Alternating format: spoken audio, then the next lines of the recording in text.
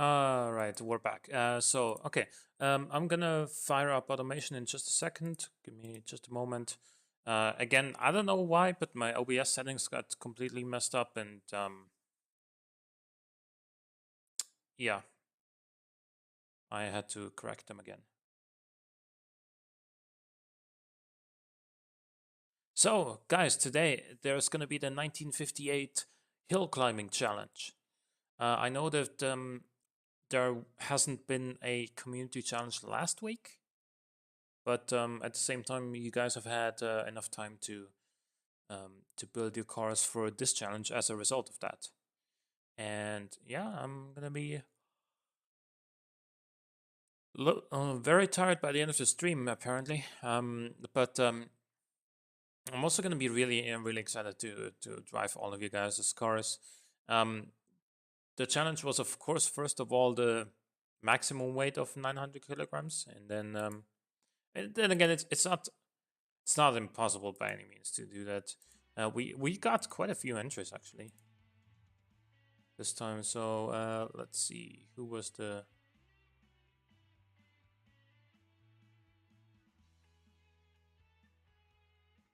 first car? Okay, there it starts. So let's see how many cars we got for this in total. First of all, I'm also gonna hide this away. That is my own car, although I will also make a mini, because I've always wanted to make a sort of mini for this kind of style of racing.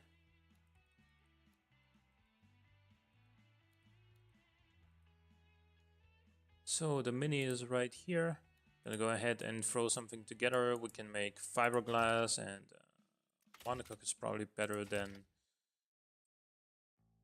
a space frame chassis. Better than ladder, obviously, but what do we go for? Front engine or rear engine? I don't want to go rear engine on this one. Actually, it's probably a terrible idea.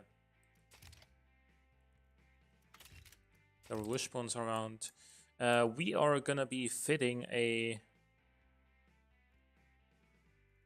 inline 4 engine that is going to be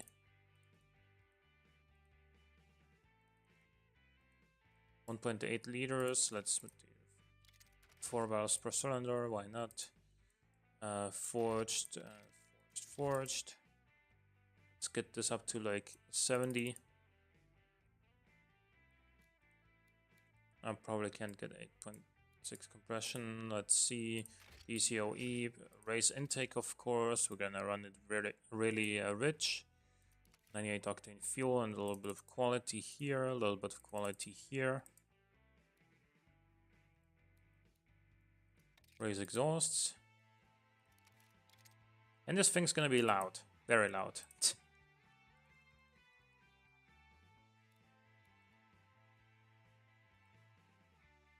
134 horsepower, not bad. The efficiency is obviously pretty bad, but it's not what we're building these cars for. 150 horsepower, damn. Okay, I can live with that.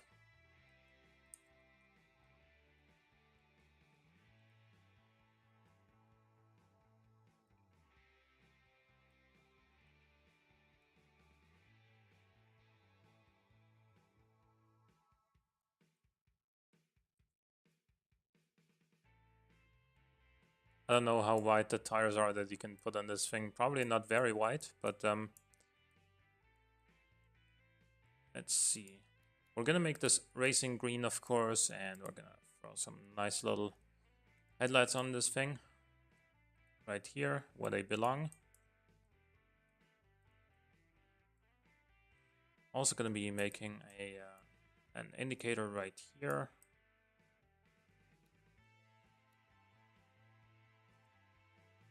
Hey Sebasek, how's it going? Oh, sorry. I forgot to switch scene.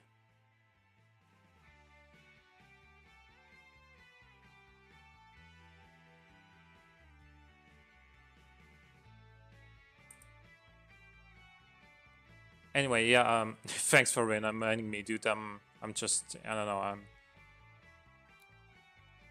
had a long day. I'm getting kind of tired already, but I'm still gonna do the stream, of course. So yeah. What kind of grill do we put in this thing? Let's try this actually, but without the chrome. I want this to be like. Actually, no. Don't like that very much on this one. That put upside down. Or not even upside down, but more like. Actually, do this. And then that. Which one is that?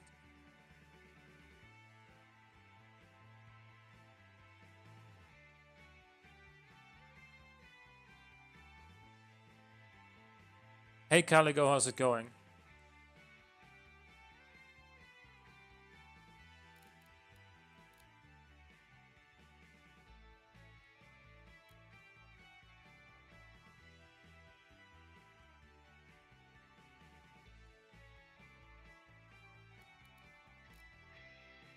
Let's do this and this, and then we put another grill down here.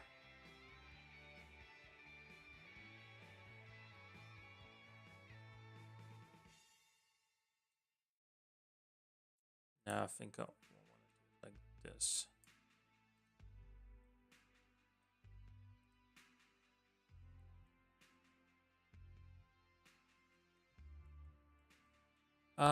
It's gonna need some mirrors for sure, because otherwise, how are you gonna see the enemy, the opponents that you've been passing?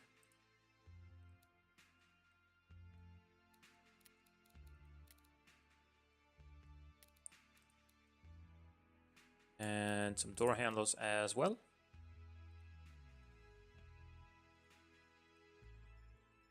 Just throwing together a mini. I'm excited for the show. I've been really enjoying the challenges. Thanks, man. Happy to hear that. That's matter. Of these red.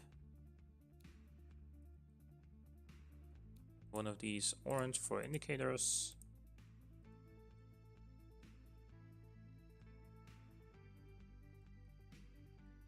And then let's give this some exhaust as well.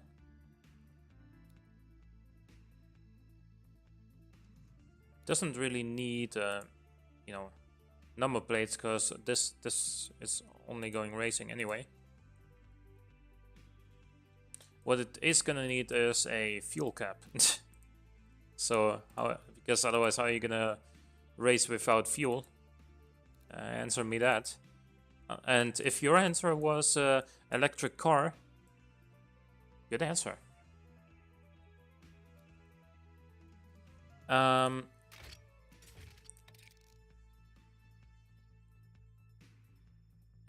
Yeah, I think I wanna actually gear this a little bit more. So, open diff, radial semi-slicks. Ooh, can only fit 155s. Damn. Yeah, but we can make the tires a lot bigger. Whoa, we can only go for 135 to 13-inch rims, but what's the odds Tom makes a better car in this mini than the submissions we made? The odds of that are really low, because I'm really not putting that much effort into this right now, because obviously we got a lot of entries. We got like 14, 15 entries, and there's a lot of that's a lot of content to be covering. So the odds of this being better than your submissions are very slim, I'll say. Obviously, I'm only gonna go for one seat with basic interior and no entertainment. We're gonna go for crappy quality on that as well. And we are going to lower this thing. Uh,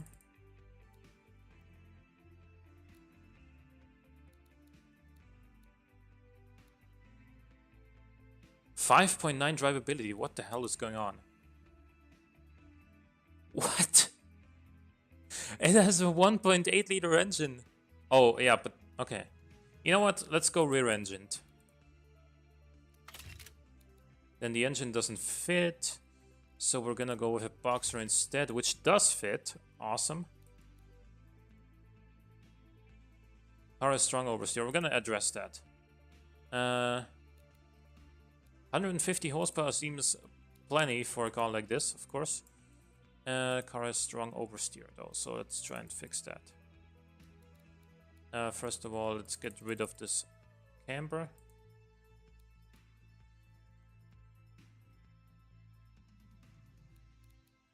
Reduce the front tire width, even though it's only at 155 anyway.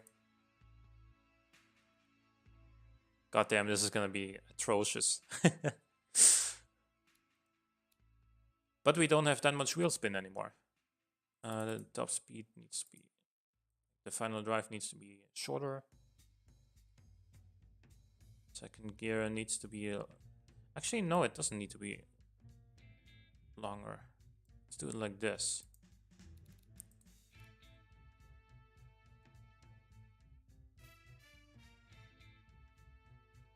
We've got an 11.2 to 1 compression ratio in 1958.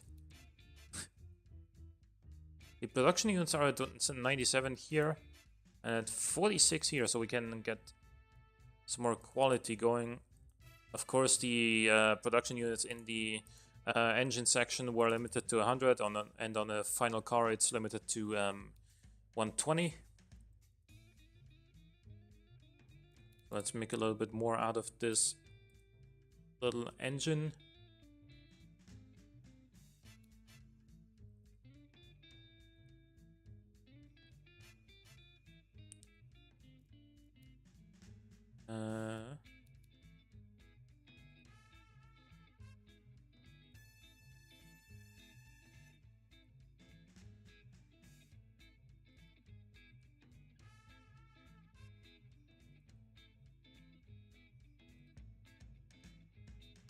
Okay, 165 horsepower. That's 10% more than we had before.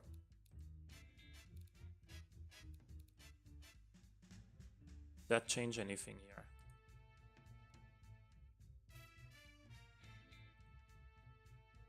Let's actually go ahead and make it so second gear goes to over 100. How do we have so much wheel spin in second gear? How is that possible? How do we have more in second than in first?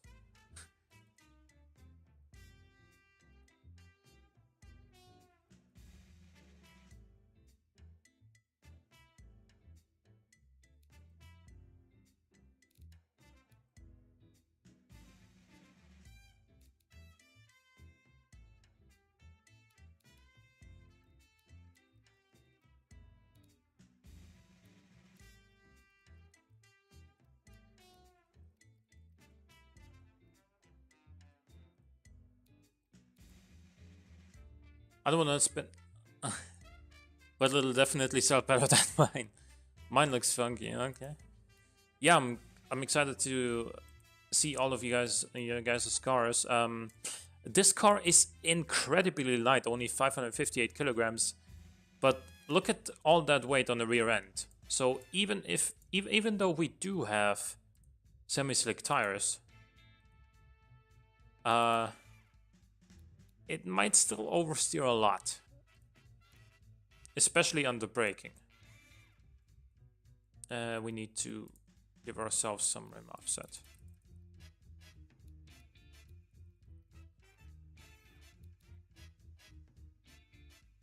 Maybe that wasn't necessary. Actually, look at the... Yeah, it's...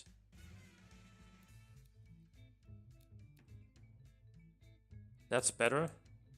Let's look at the rear ones. Yeah, that's better. All right.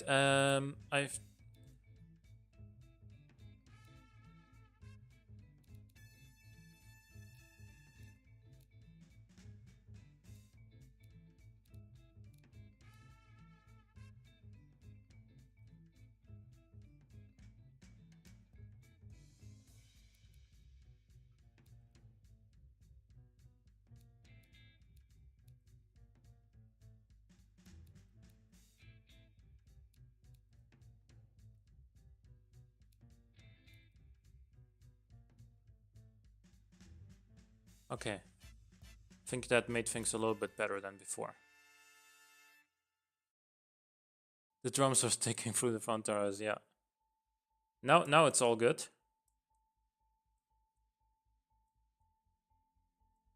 I didn't really put a whole lot of effort into designing this car aesthetically either, as you could tell. I mean, the stream has been live for what 15 minutes or whatever.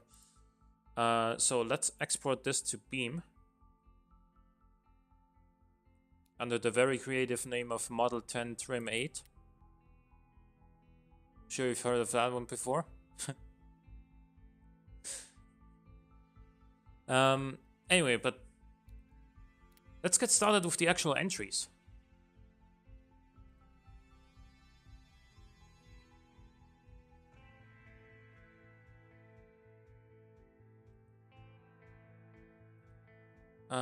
So first entry, Archibald Grams. That was, let's see, who was that by? Because I imported a lot at the same time, so it imported them in alphabetical order. So that was by Sergeant Snoopy. I'm only gonna give them a quick glance in automation because I don't really care about the stats in automation. Ooh, okay. 899 kilograms rear-engined.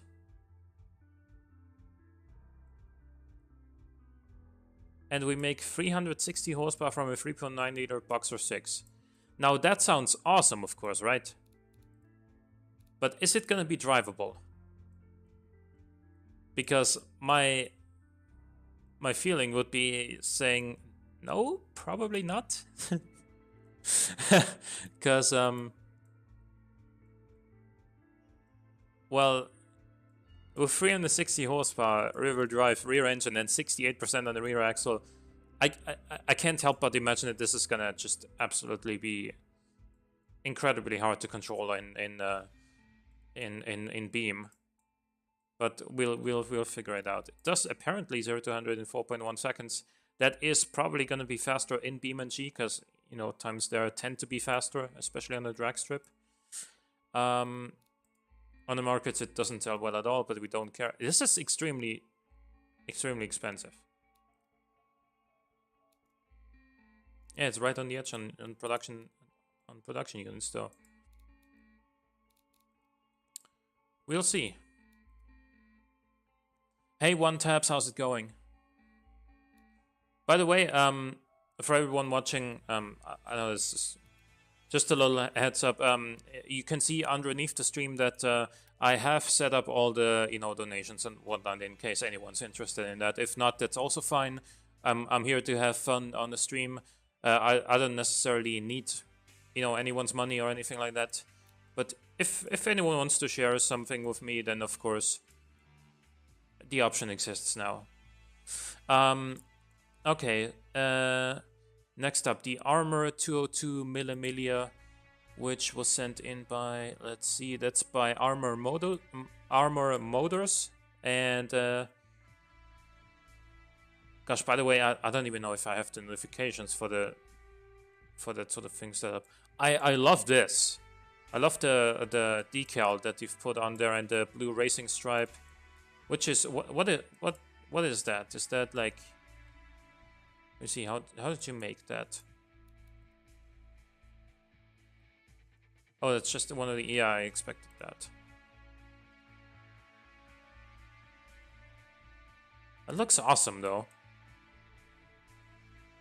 The rear end is a little... Like, the lights are a little too small for my taste, but I love the amount of details that you've put onto this. Let's see, this has a 3.3 liter Boxer 6 with 267 horsepower. It's front engine though, and it weighs 815 kilograms. Should be, wow, wider front tires than rear, huh? And then we got an open diff. This should actually be fairly controllable, to be honest with you.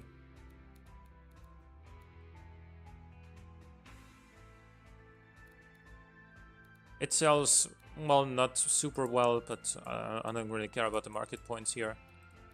Oh yeah, I shouldn't forget exporting the cars straight away to Beam as well. So let's export this. It does look sick, I love it.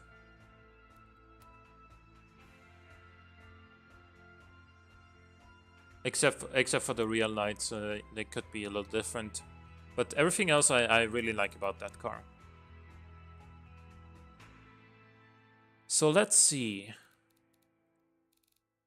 There was this.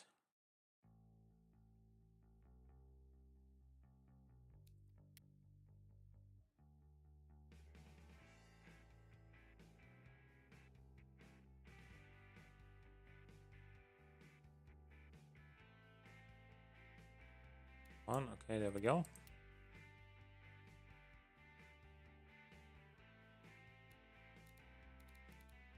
Then we have the FN Mag 58.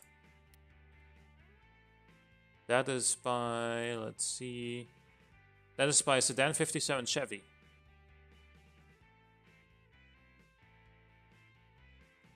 Okay, in here we have an inline 6, a 3.6 liter, 280 horsepower.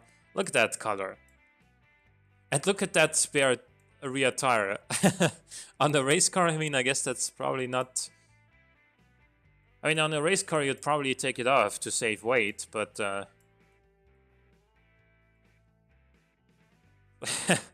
Isn't that just pure 50s? What are these, by the way?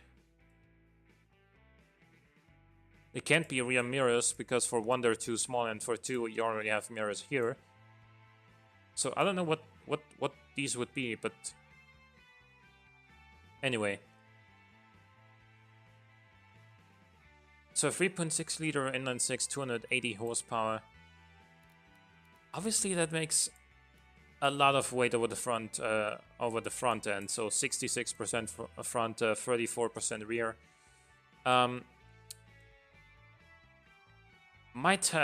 Is probably gonna have some problems with traction off the line. And yeah, and you can see that is exactly what we're seeing here. It's got a 4-speed, but it reaches its top speed in third. So I don't know if that's intended. I mean, it probably is, but looks interesting, of course. Stats are interesting, but I don't know if it's gonna actually be able to put that power to the ground.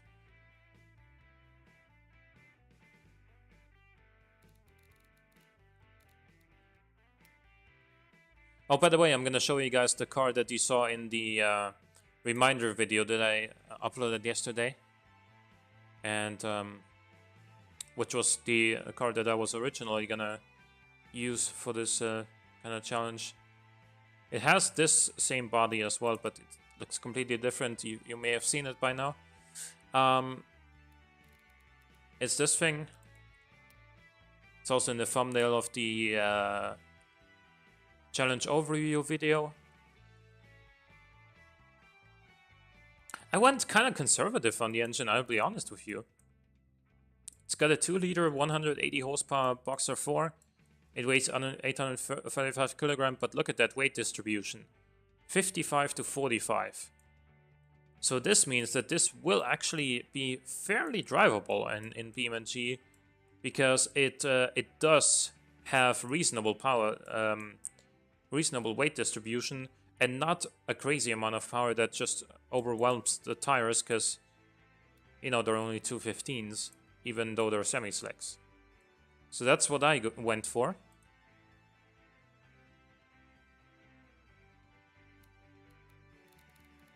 Next would be the Gambison 250. And that was by MK Mailer. I'm gonna call people by their Discord names, by the way.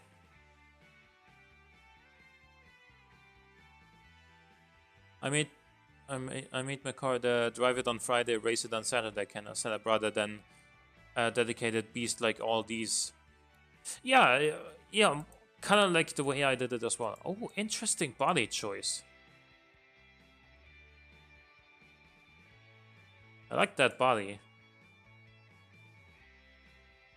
And I like the way it looks overall as well.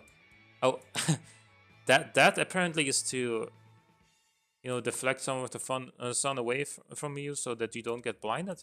I like it. Nice trunk handle as well. Aesthetically, this looks awesome. Love it.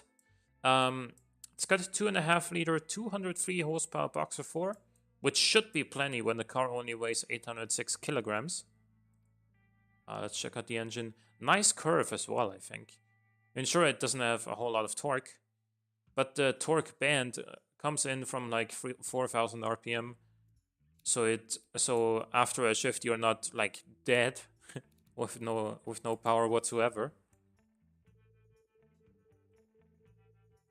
And yeah, makes a good first impression, I think. It does well on the markets as well, even though I don't really care about that very much. But yeah, I think this could be one of the better ones so far, at least.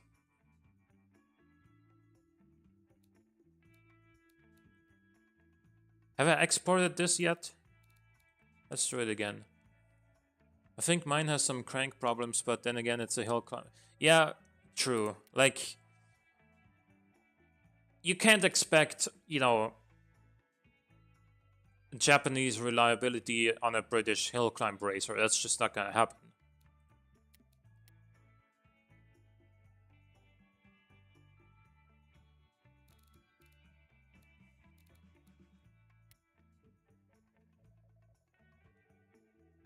Okay.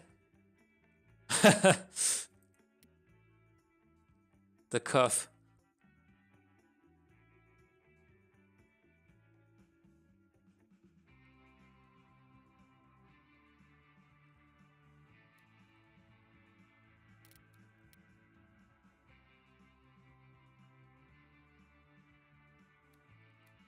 Next up, the IMP S Coupe.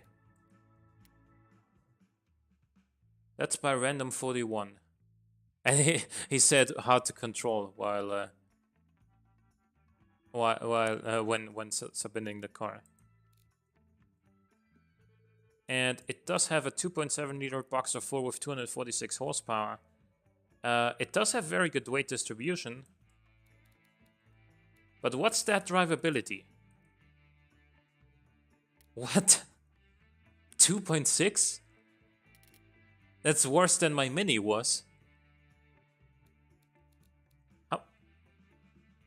It doesn't even make a horrible amount of wheel spin.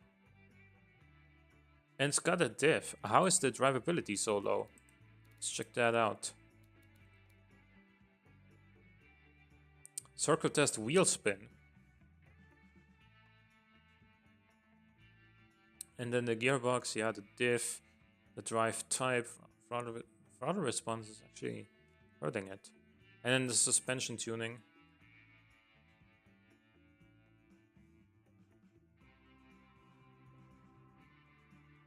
I don't see why that would be hurting the drivability so much. But damn. I was torn between Hillclimb versus everyday, so exterior is everyday, but should be competitive. Yeah, we'll see about how competitive it is. It's looking forward to it, actually. Mine has the revolutionary version of all-wheel drive. You mean 4x4?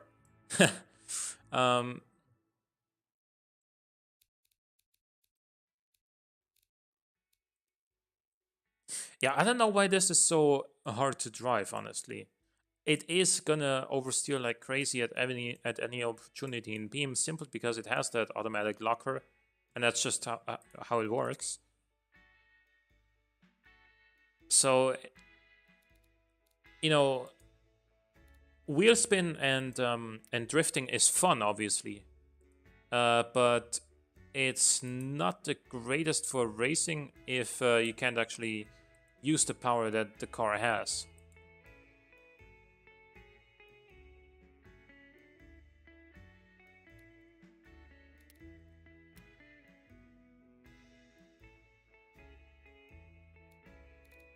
Next up, the Jidosha Kogaku Toriwake GT6. That was by Caligo.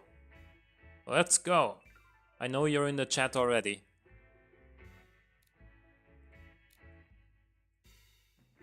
So this is a 1.26 liter inline 6 making 96 horsepower. This is... I love the roof rack, by the way. Hey, oh, what's up? I love the looks, by the way. Very classic, very classy 50s design. Like what she did with the taillights as well. Now 96 horsepower does seem kind of underpowered compared to the other competitors, but this is actually gonna be able to put that power to the ground, remember? Simply because it doesn't get overwhelmed by the amount of power that it makes. A lot of other cars in the competition are probably gonna struggle using all the power that they make. It actually has an interior. Would you look at that? And with 2 seats even. And it still only weighs 752 kilograms. Yeah, I think this might actually be this might be a very potent underdog. I wouldn't underestimate this car, honestly.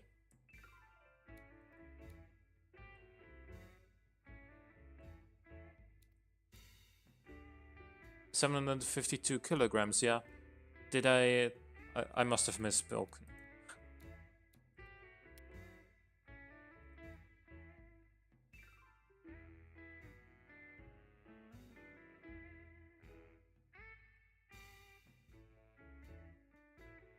Yeah, it is a beautiful car indeed.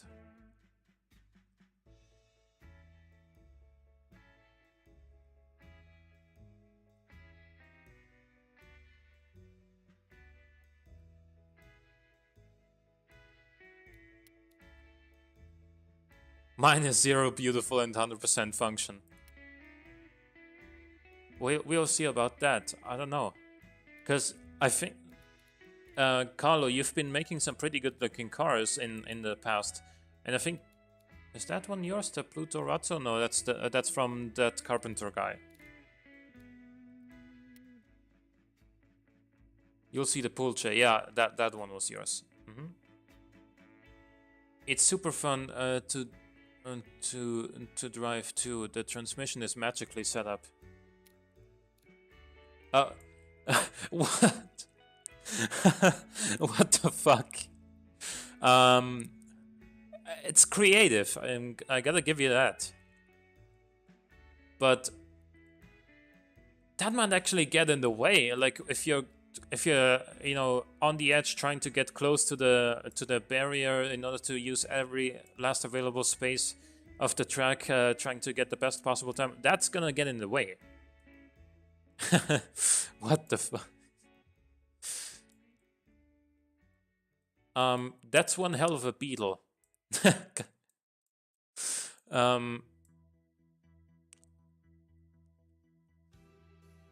Guys, I think this this might get this might cause my my video to go to get removed from YouTube.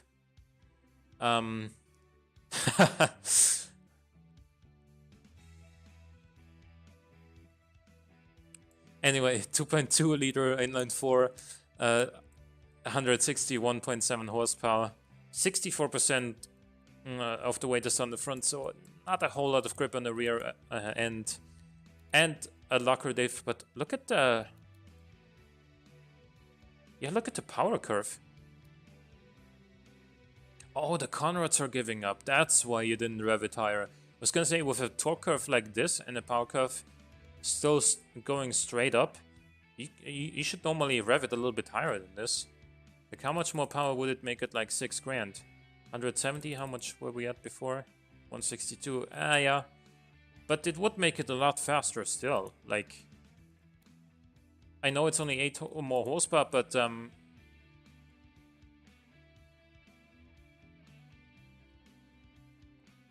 in a car this light especially, you know, every little bit extra helps. Man, I hope YouTube doesn't actually take this video down for the reason of this of this car.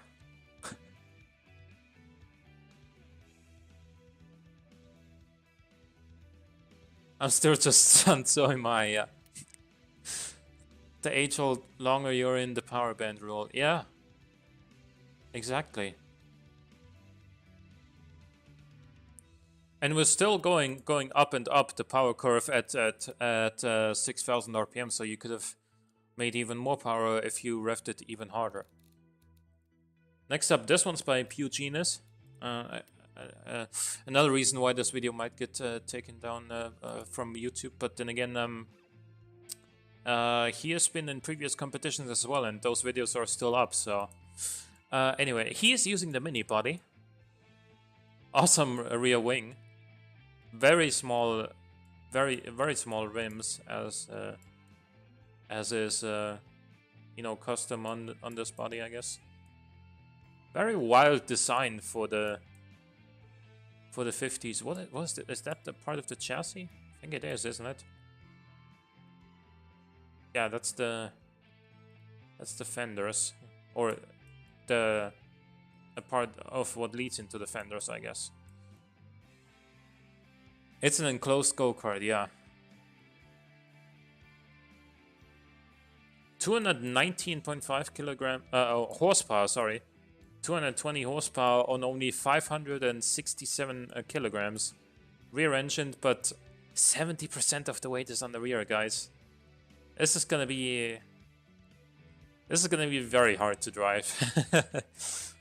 But if you do put the power to the ground, actually it's quick, but we've seen faster, honestly. We've seen quicker acceleration, but still very fast. How's the wheel spin looking? We don't have much, but yeah, the long gearing is why this doesn't accelerate as quickly as one of the other cars. But what I'm afraid of not so much is not so much the power oversteer, but like when you're braking for a corner, you know, braking or turning into a corner, then it might already oversteer as well. That's what I'm afraid of with this one.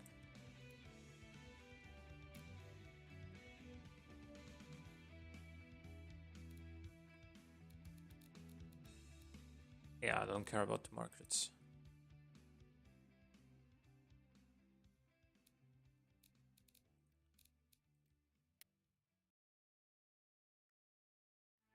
What was up with that braking curve? What was up with it?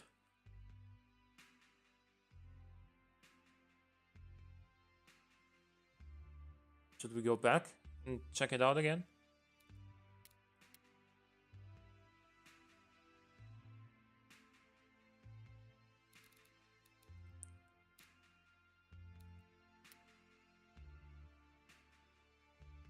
Let's see again. Yeah, that didn't look right. Okay, let's find out.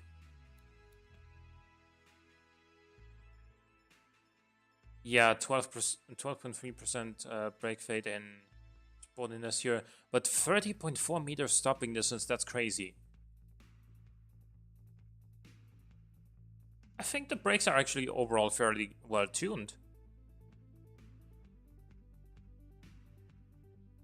Honestly.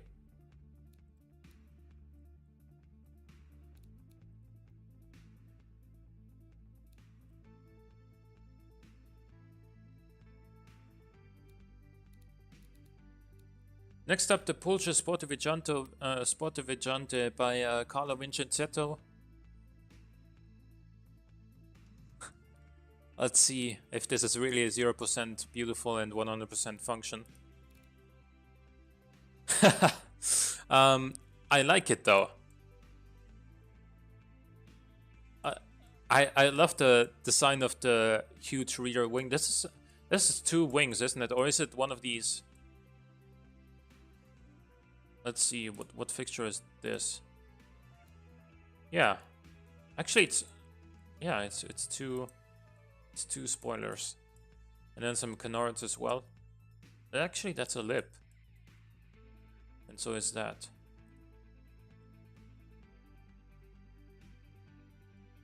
And this is a hardcore mini, if I've ever seen one. 280 horsepower from a 2.8 liter Boxer 6.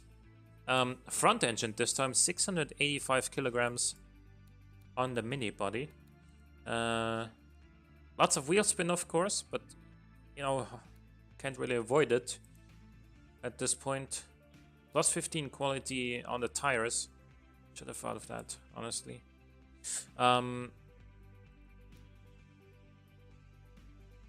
Lots of front downforce as well. So this might actually be one of those cars that one headlight for weight saving. Yeah. This car is probably gonna have some turn-in oversteer. No power steering, no safety. We don't need that shit. What if the driver dies? Well, then he wasn't a good enough driver, right? 1.25 G. Holy. That's a lot.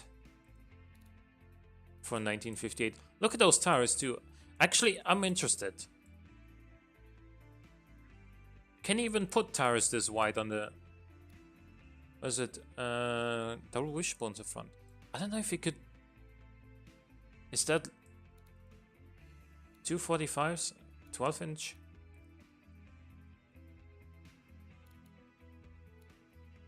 Did you mod the body, or is that actually legitimately possible? Yeah, I know he extended the fenders, but biggest I got was like 155s or whatever. I know I didn't extend them all the way, but still. 245s?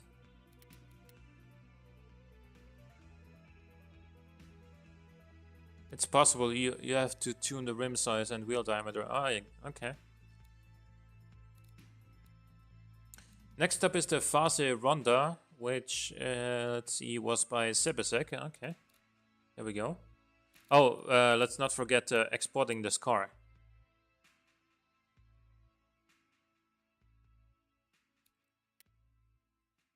And also up quality, if I remember correctly. That helps with the maximum tire size as well? More quality on the tires, you say? I wasn't aware of that.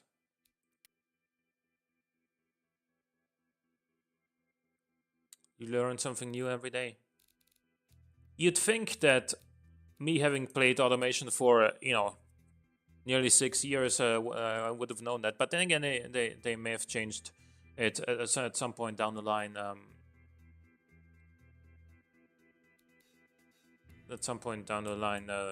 To make it possible. Here's the Fase Ronda by Sebesek. I love the way this looks.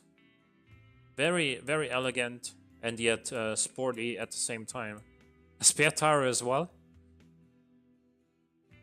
Probably want to take that off for the race. Very front-heavy car. 67% front, 33% rear. And 260 horsepower from a 3.4 liter inline 6. Let's check out the engine real quick. It's a very simple engine, only 50 production units.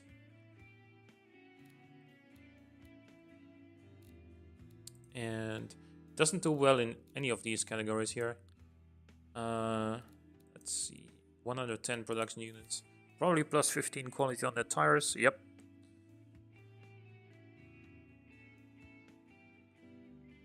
Yeah, that's indeed a very pretty car. I like it as well. Good braking. Good suspension setup, from what I can tell.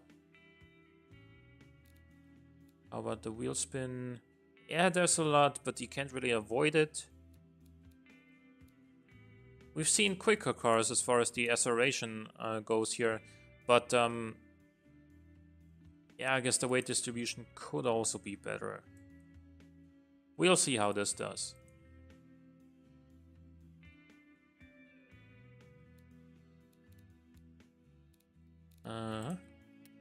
Export this to Beam.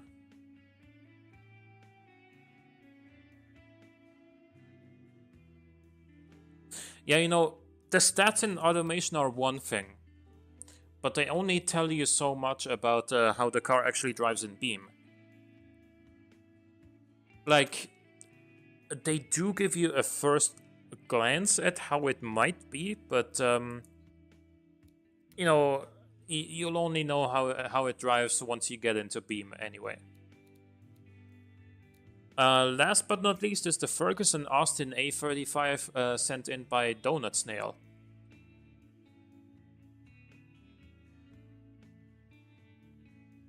He was the one who actually won the family car challenge with his sedan.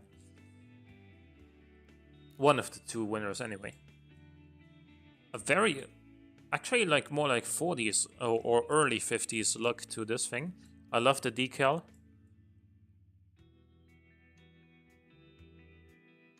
Three and a half liter power. Love that as well. It's a V8 with 338 horsepower. Lots of weight over the front end, obviously. Let's check out that engine. Ooh, I actually like the power and torque curve. It's gonna be very nice going through the gears with this one. Only 195s on the rear. How did that happen? Is that actually intended?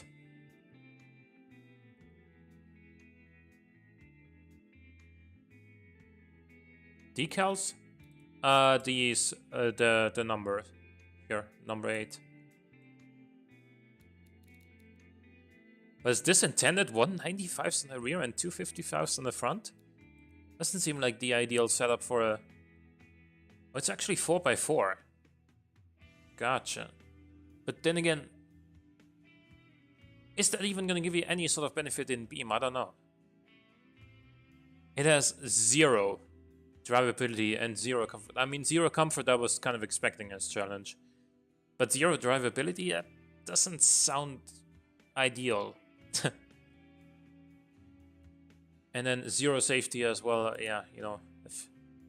If the driver gets killed in this car, he was probably not good enough. So...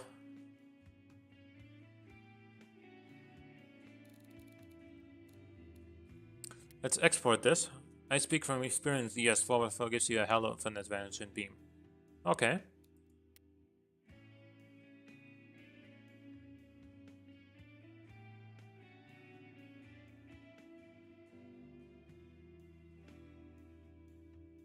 Yeah, we'll see how this does in Beam anyway. Because I don't know, like 195mm tires doesn't seem all too good. It's going to pull into corners like an Audi Quattro from hell. I mean, maybe. Last but not least, I'm going to make a few little changes to this car as well, because, you know, we only spent like 5 minutes on it anyway. I'm going to, most notably, I'm going to increase the tire quality. Yeah, okay, right. And now, can I... yeah, no, I can fit bigger tires.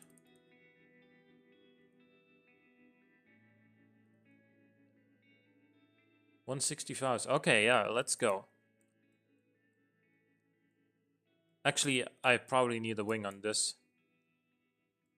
If you like it, then you should have put a wing on it, right? Is that what Beyonce said? Something like that?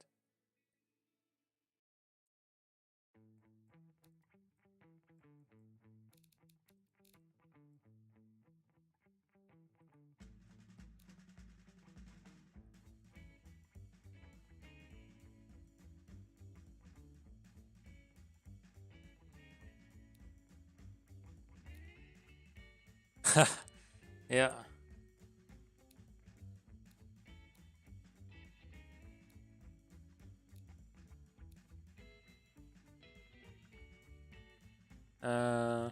Wait, can I actually... I can make a two-tone body paint here. Oh, it's only the roof. I thought if there was like a black... like if like the bottom half was black as well, then that would be awesome, but...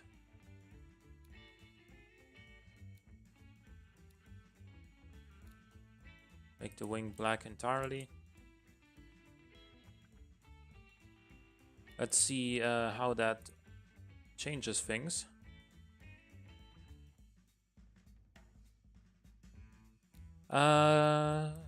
Should actually make it more drivable, right? Probably.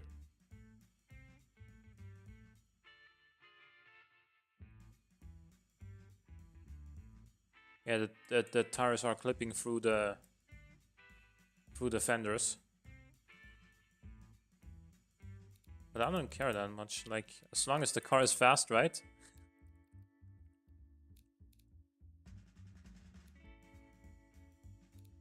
Like, let's see. Yeah, there we go.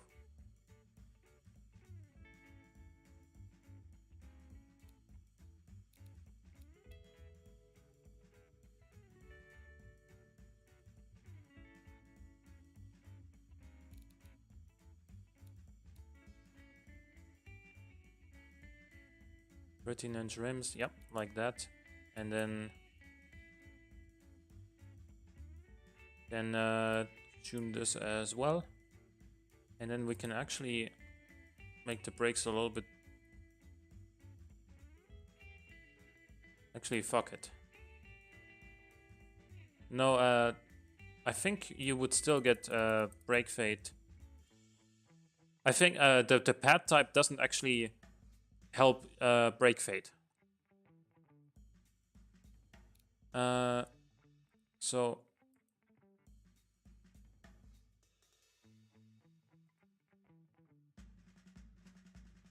I think I'm gonna leave it like this. Actually, let's go back up. Oh, it doesn't matter. Okay, now I'm gonna export this again. So it might be more competitive. And then we're gonna go ahead and go into Beam.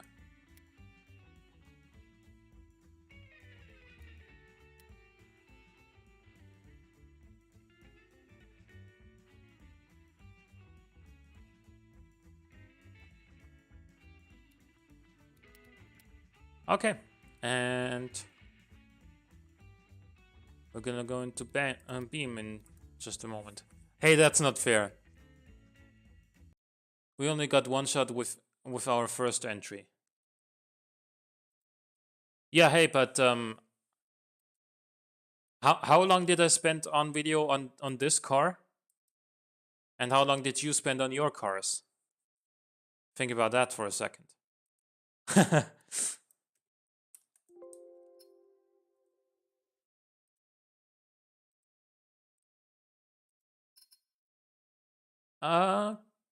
Play.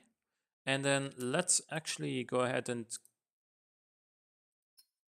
warm up driving my own car. It's obviously not gonna compete.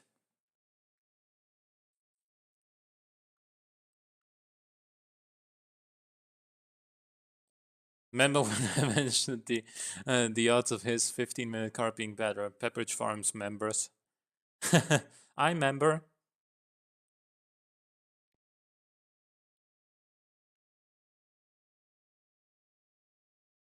Guys, by the way, these cars are probably gonna be very loud because most of them aren't gonna have mufflers or a cat. So let me know if the game sound is too loud as a result of that. Okay, I can turn it down. Let's try this.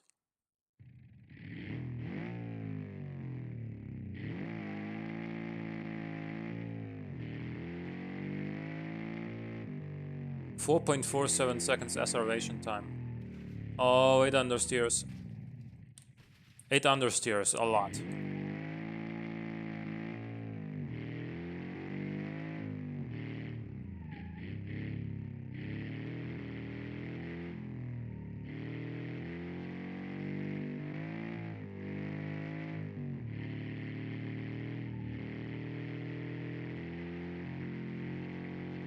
As soon as you apply any power, it does not oversteer, it actually hooks up.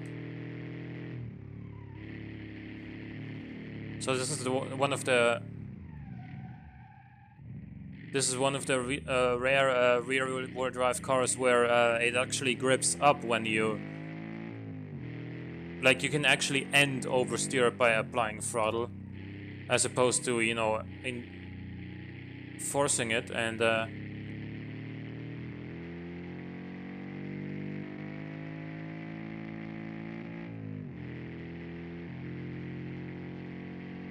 so this has power understeer, which is normally something you only see on front-wheel drive cars, and that's a rear-wheel drive.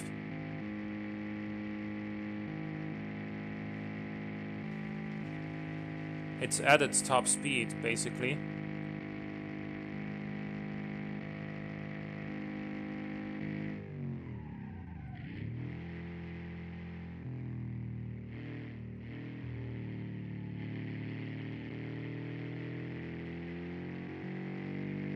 And remember, this only has 165 horsepower, so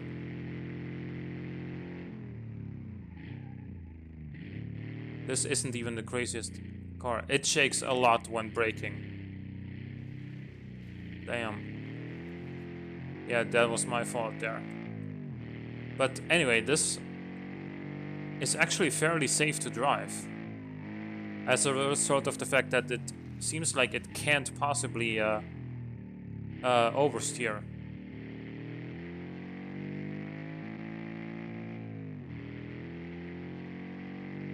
It wiggles, yeah.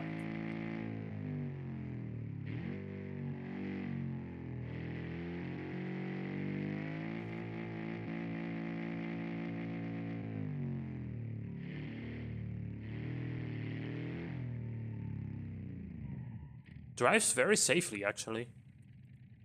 So let's get right to it. Actually, I'm gonna do a time trial, and I know, you know, let's just say that this time doesn't count, okay? Just because I want to warm up as far as the actual time trial goes. I wanna get myself into the mindset of having to set actual, you know, lap times. And whoever would go first would probably be at a disadvantage as a result of the fact that, you know, I'm not really in the groove yet, if you will.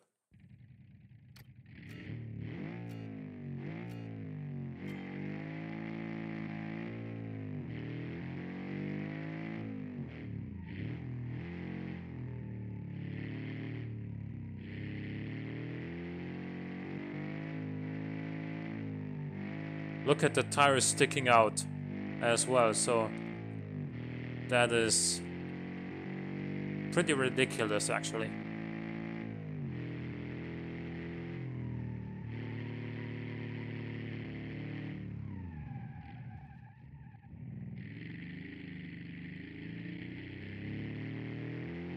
Look at the G-forces from when we brake there.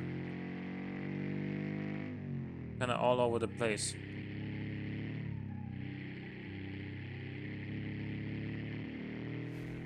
Under 50 seconds to the first checkpoint. I imagine a lot of cars are gonna be doing that. Just watch the automation review of my car. Okay.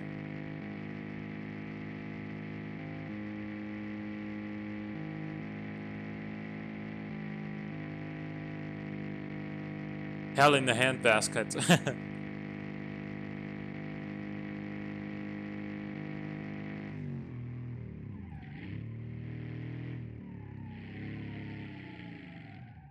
Shit. Anyway, there's gonna be a second lap as well, so...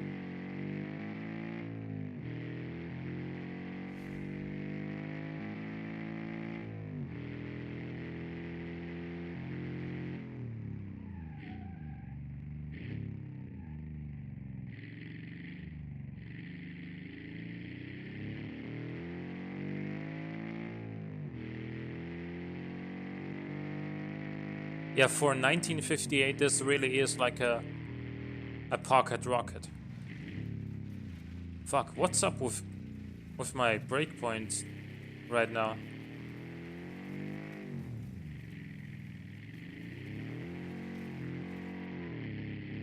You see, this is why I didn't want to choose a viewer's car for the first car around the timed lap. Even though I'd only be counting the flying lap anyway.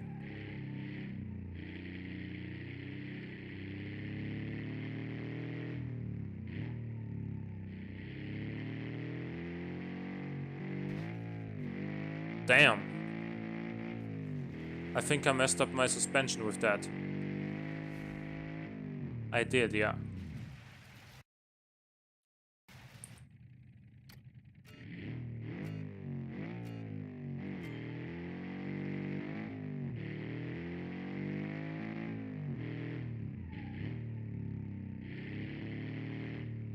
I wanna get a clean lap before I... Your router, I'm fine. Yeah. Yeah, 2.6G from that shake, probably, yeah.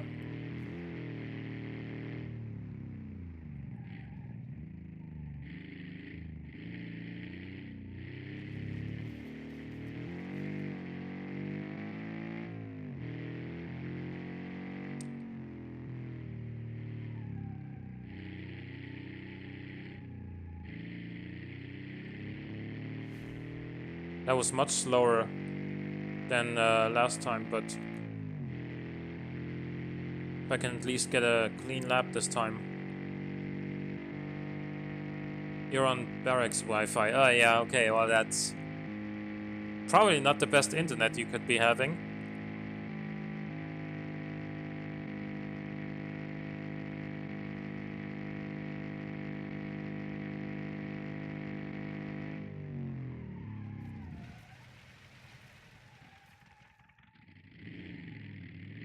That's the risk when you go rear engine, by the way, is that without ABS,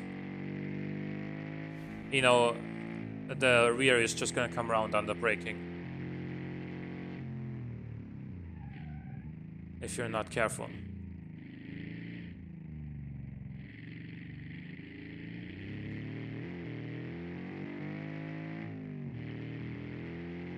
Now on PC all is fine. Okay, that's good to hear.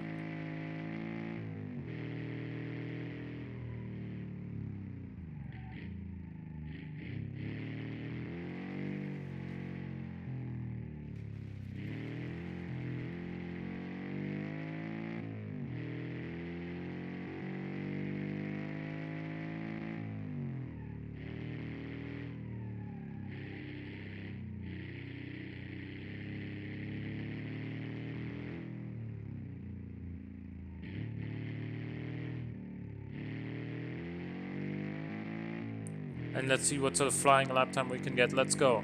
Go, go, go.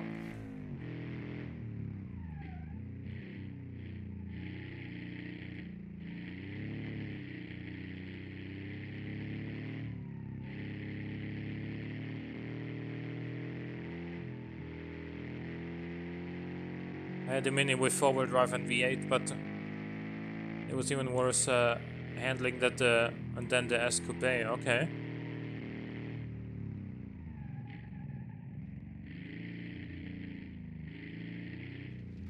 Come on now, get around that corner. Should have given this a slightly bigger front tires, actually.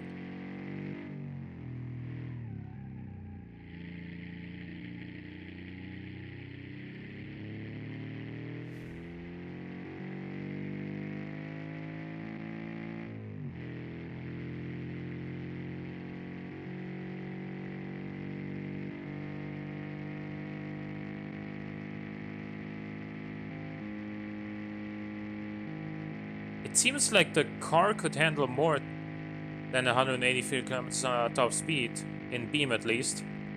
But, you know, if that's the number that automation spits out and it gets carried over to Beam, then that's the top speed it makes.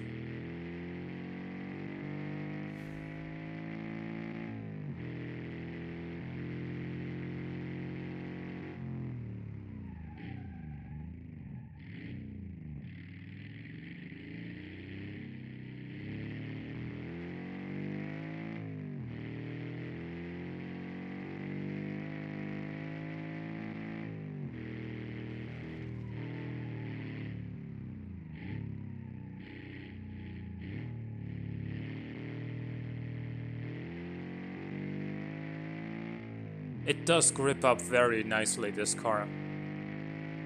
Like, in fact, it may have too much. traction on the rear end.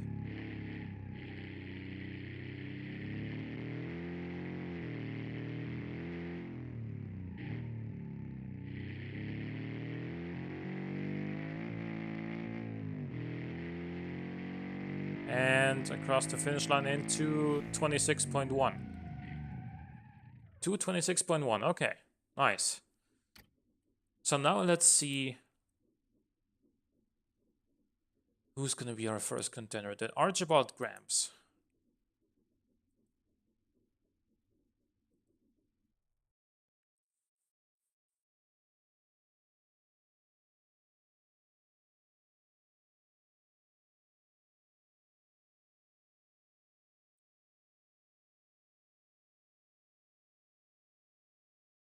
Yeah, man, like, oh yeah, this was like the 360 horsepower rear-engined car, I remember.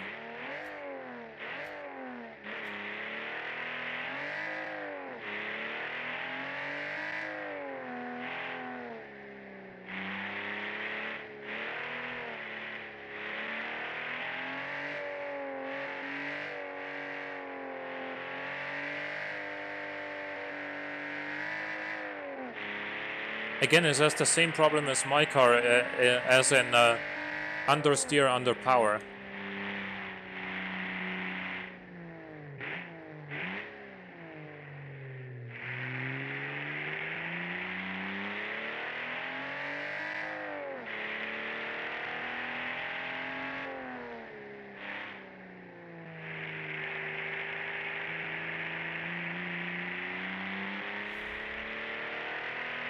Lower tire pressure.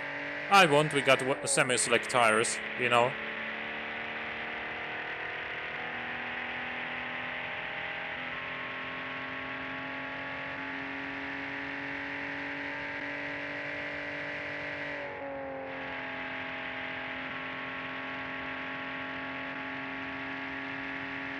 Let's see how this does braking into this corner.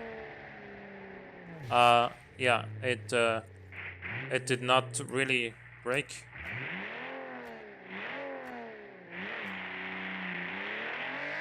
Let's try again.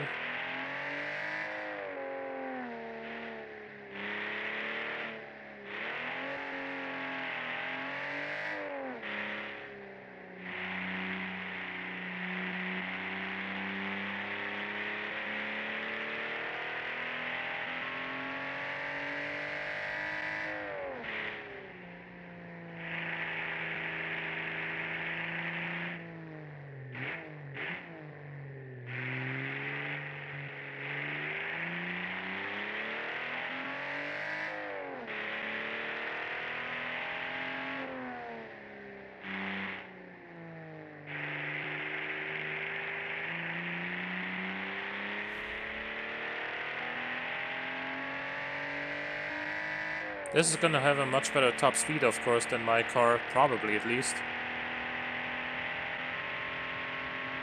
Yeah, it's pulling ahead already.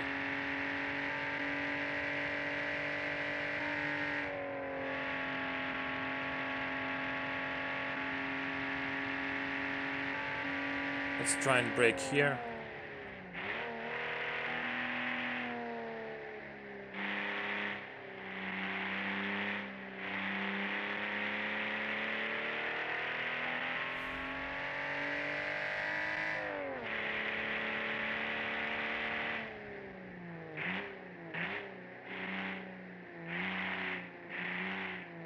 Apart from the fact that we have to brake earlier with this, because it's just a heavier car and doesn't brake as well as a result. Apart from that, it drives reasonably well and very similar. Oh my god! And very similar to my own car that we just drove. It doesn't even feel like that much faster. Sure, it's a little bit faster. You can feel that, but considering this has like 360 horsepower or something, doesn't feel that powerful.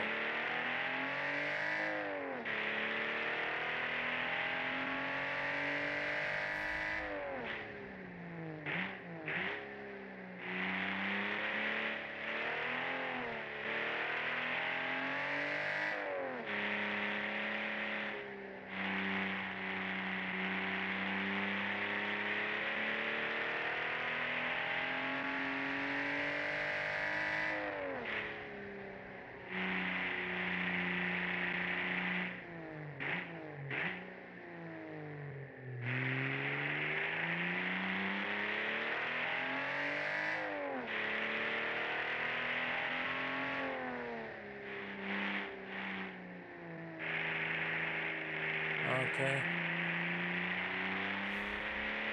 Good.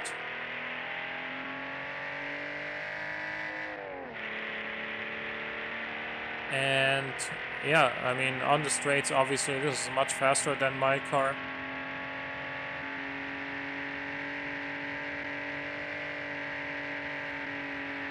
If you turn in early enough, you don't even have to lift off due to the understeer.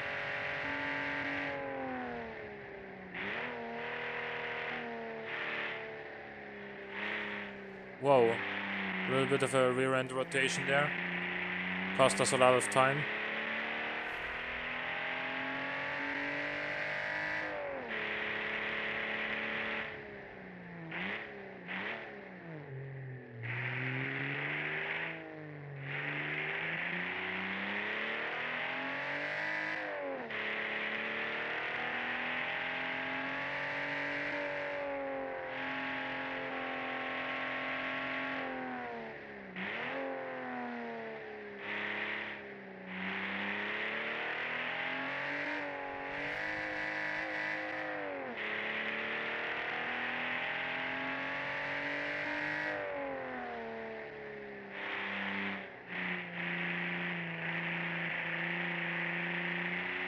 So remember, only the second lap time counts.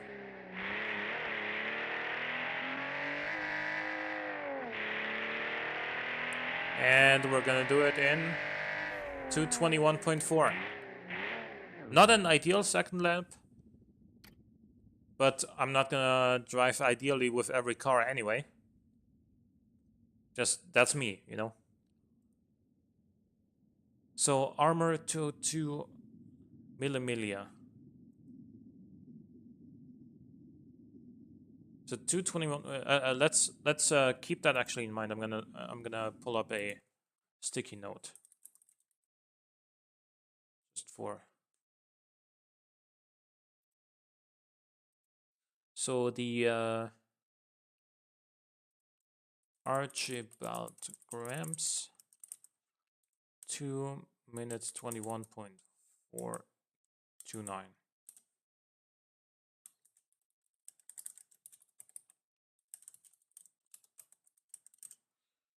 Next up, the armor to 2 millimilia.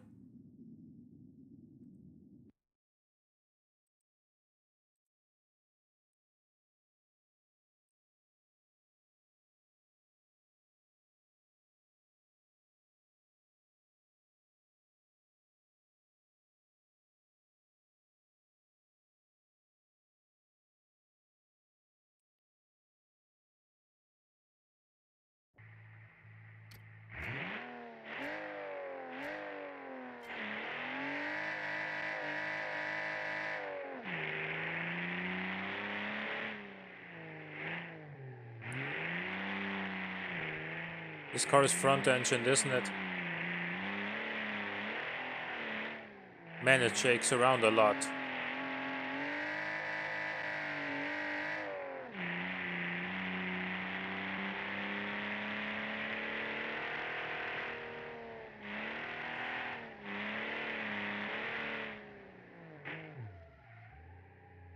Wow, lots of understeer on the braking.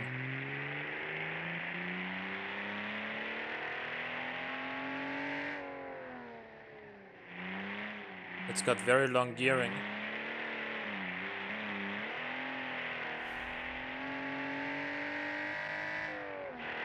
Very long gearing.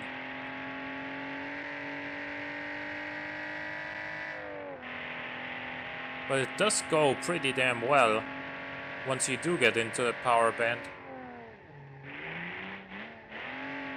This doesn't have a wing, so you can't go through this corner as quickly, which hurts the lap time.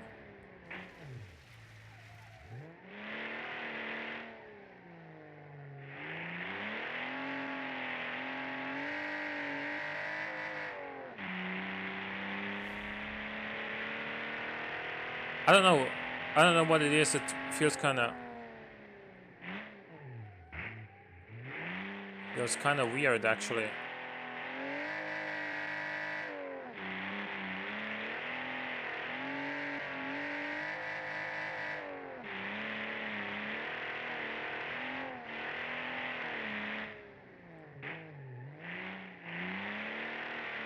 can't really name what it is, but something feels weird about it.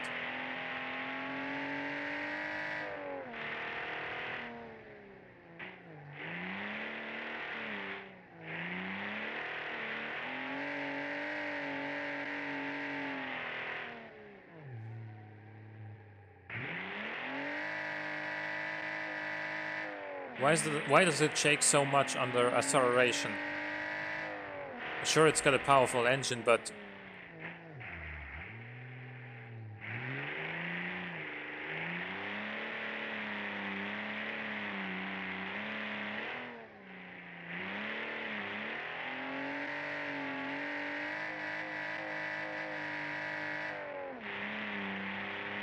yeah, I don't like the way that this drives as much as the previous one.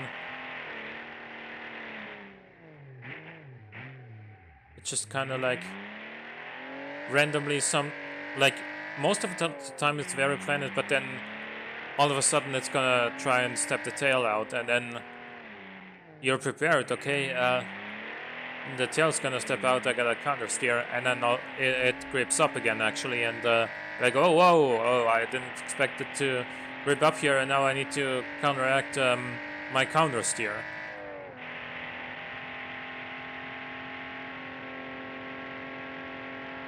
Let's try and actually take this nearly flat out. I was obviously not on 100% throttle there, but we were able to go through this at a much higher speed than last lap. Lots of understeer there.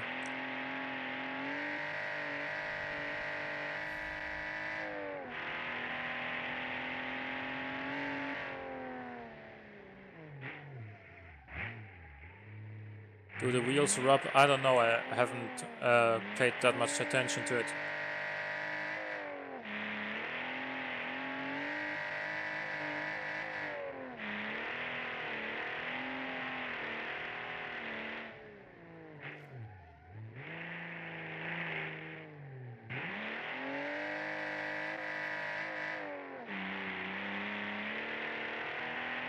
Maybe that causes the shake, I don't know.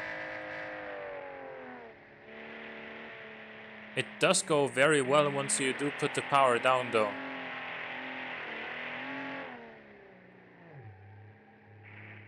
Damn, that understeer though cost us a lot of time. 224.1. Let's note that down. 224.115. Okay.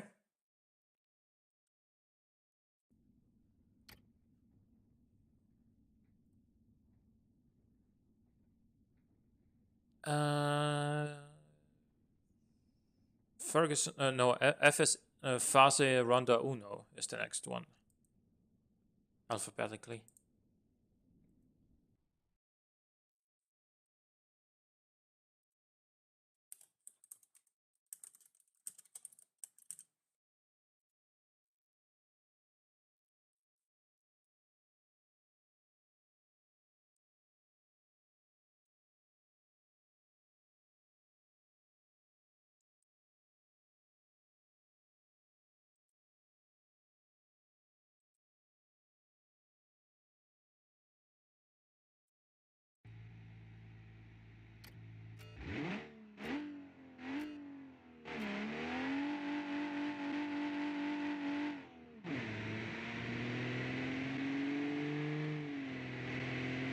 Very long gearing once again, apparently.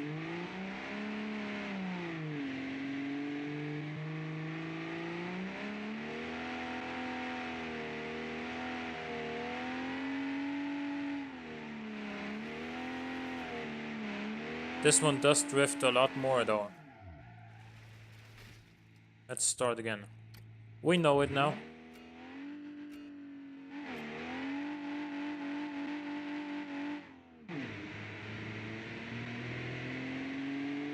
It just kind of dies when you shift into second gear.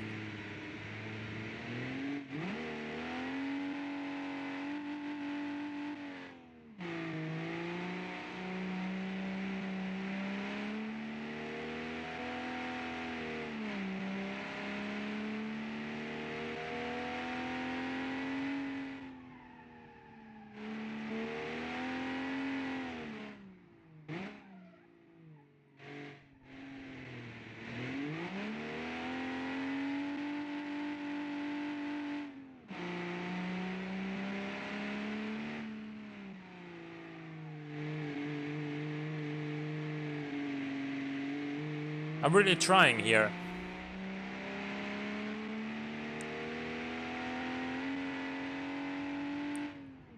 Maybe it won't understeer as much in the second lap because the tires will be warmed up. I don't know. It does go pretty damn well on the straights.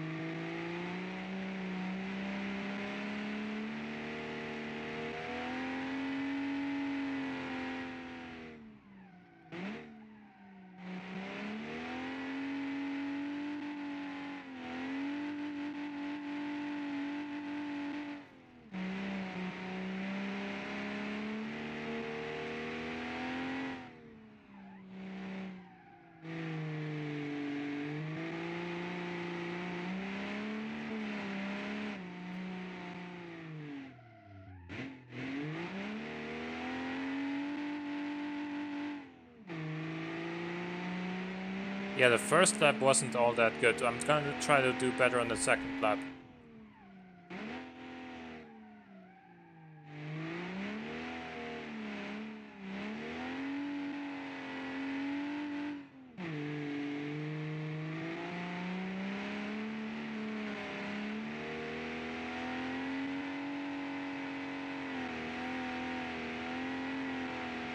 Still likes to oversteer this car.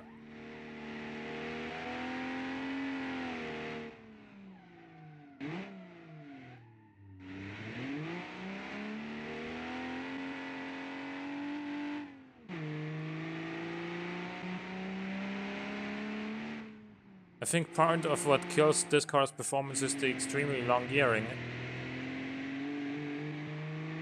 It just doesn't have enough torque in the lower RPMs. It does, once it gets up there, it is actually pretty quick.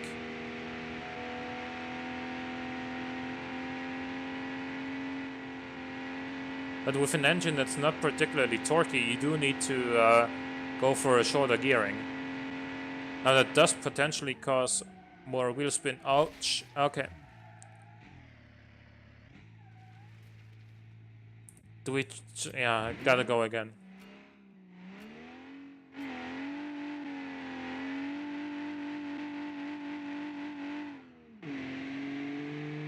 Here go another 5 minutes of everybody's time.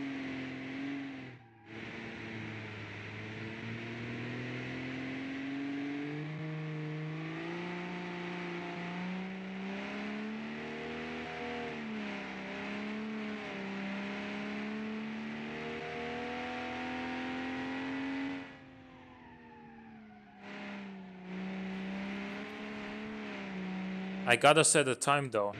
I can't just go with did not finish because I messed up, right?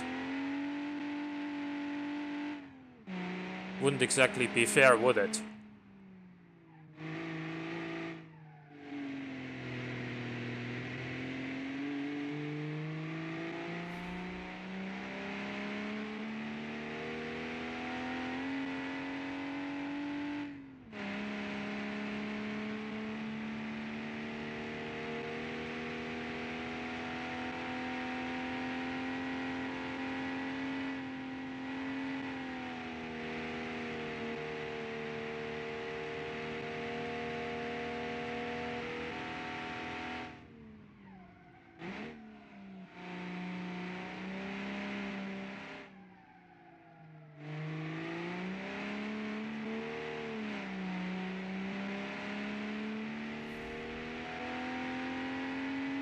Okay, let's go. Approaching the... come on. Okay, the brakes. I felt like I started braking early enough on on that one. So maybe I didn't see if the brakes were actually overheating there, but either way they didn't stop the car adequately.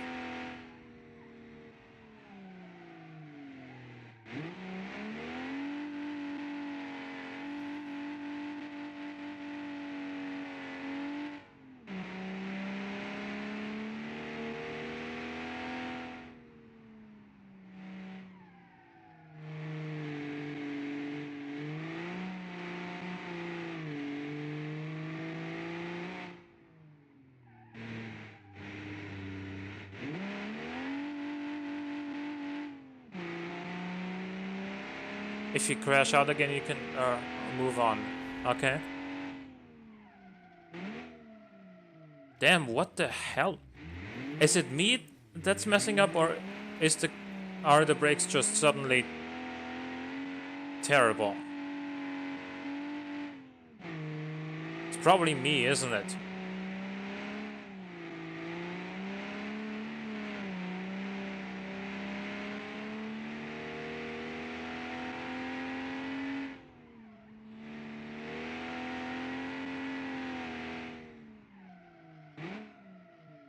No, honestly, that the brakes are not the brakes are really just not as good as they should be, apparently. Because that time before that hairpin, I really didn't brake too late.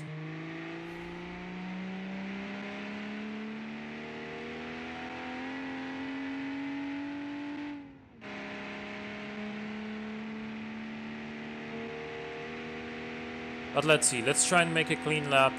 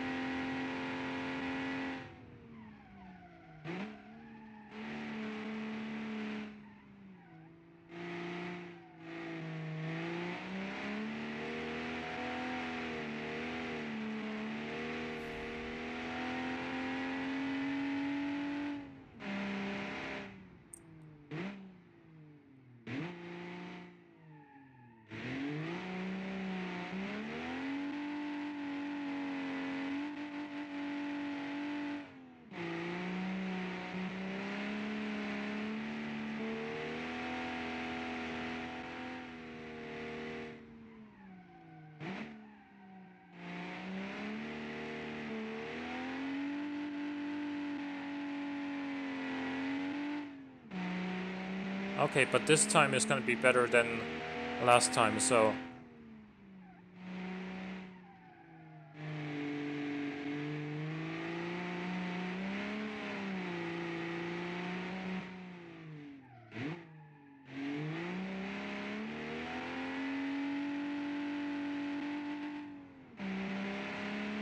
And we're gonna be doing it in 234.869.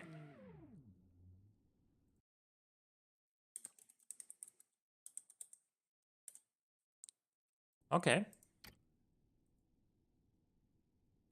Next up would be the Ferguson Austin A35 Silhouette. Let's see. Also something in Discord. Ah, yeah.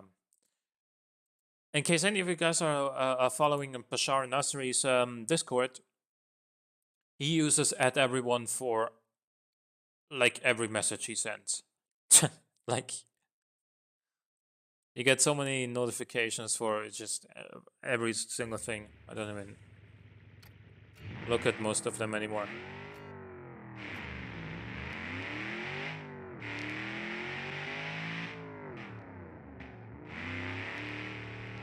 Okay, yeah, that was the forward drive one.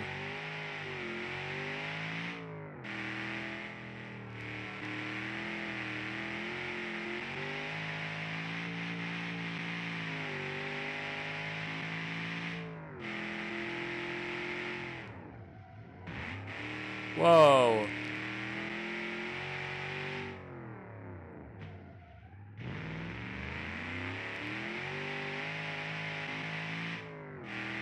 What's that clipping sound, by the way? Like right there.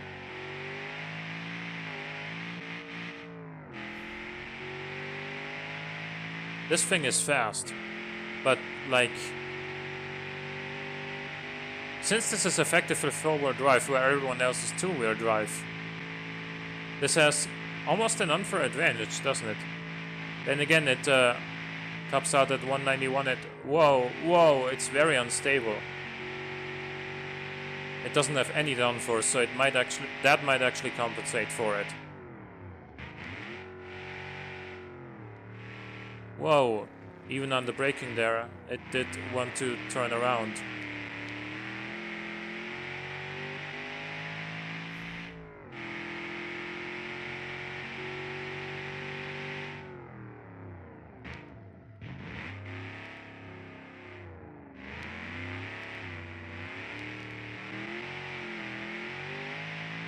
Yeah, this has a couple of weird quirks to it, this car.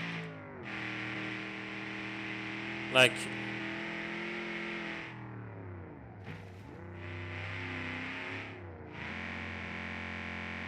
ouch. That sound.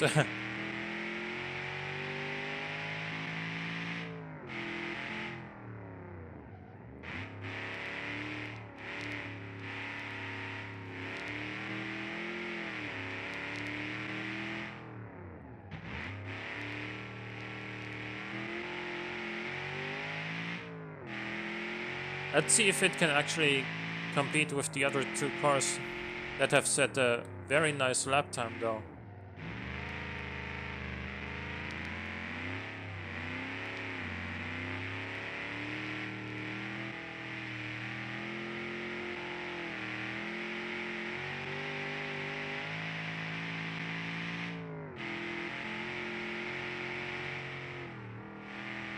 Whoa.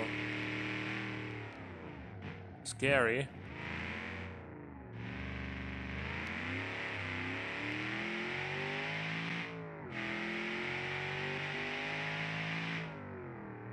But it's pretty fast, of course.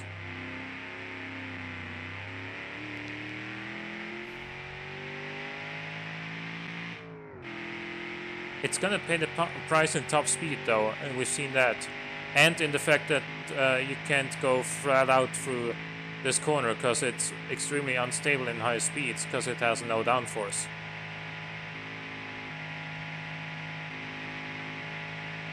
Well, there I lifted off way too much, making this thing seem way more stable on video than it actually feels. Whoa. And then there's that on the braking.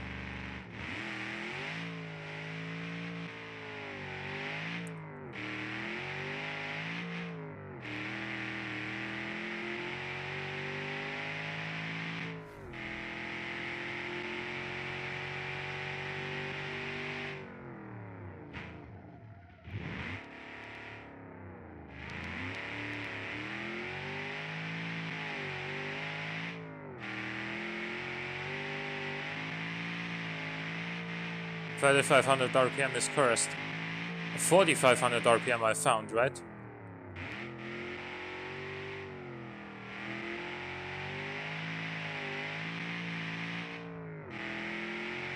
That's where the sort of crackle comes in.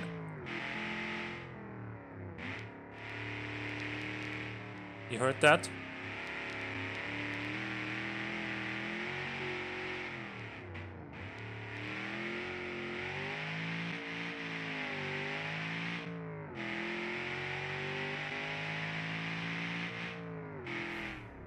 $226.177.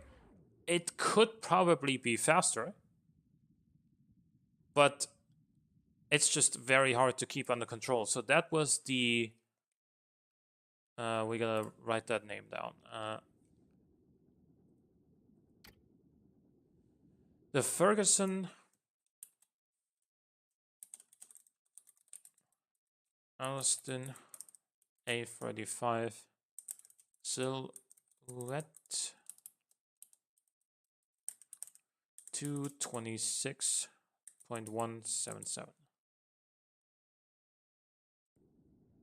Mine does that when I run a loud engine on headphones. Did you do that Trash Panda? No, not yet. Let's see. Next up is the FN Mag 58 GPR.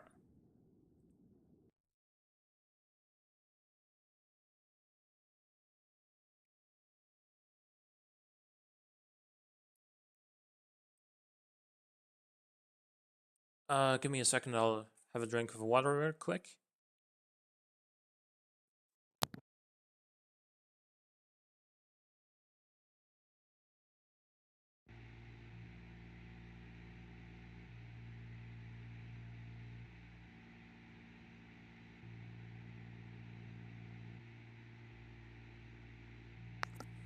All right.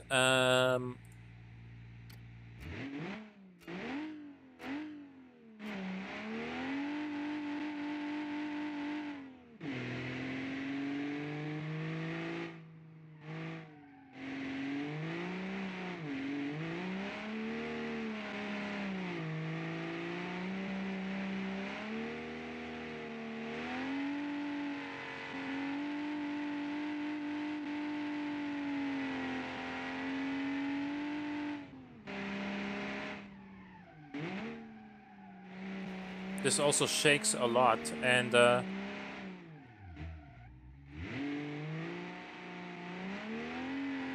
it's weird how under braking it wants to oversteer, but then it wants to understeer.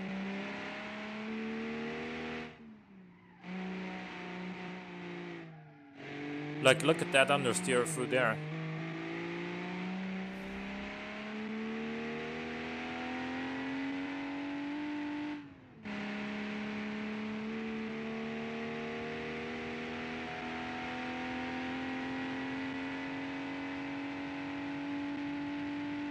Good speed. Can we carry it through here? Yeah, sorta.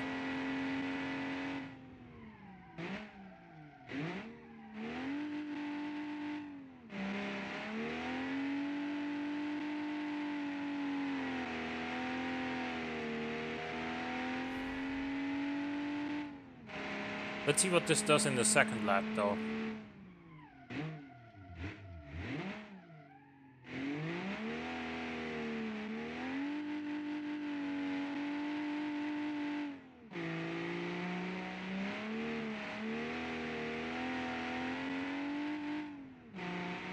Doing fairly well in cornering speeds, actually. But that's kind of expected, isn't it? Given that all these cars are on semi-slick tires.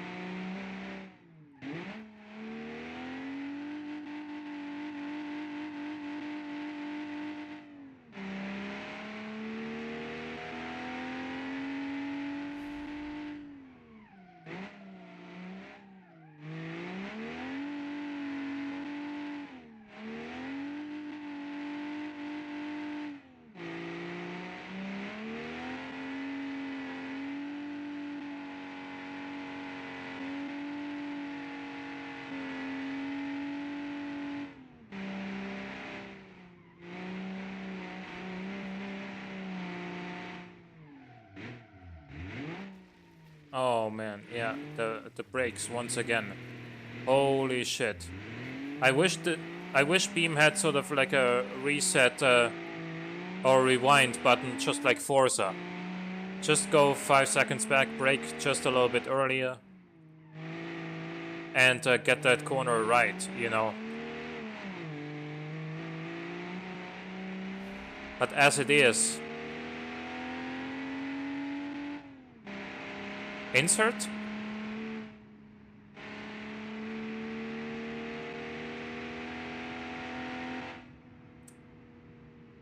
It doesn't work in time trials. It only works. It only works in free roam.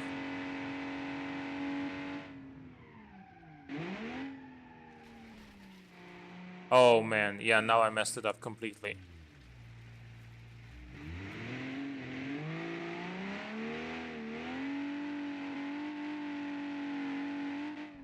The brakes were starting to overheat though, and that's what caused a lot of problems. Should I just put this on DNF because something on the suspension is broken now?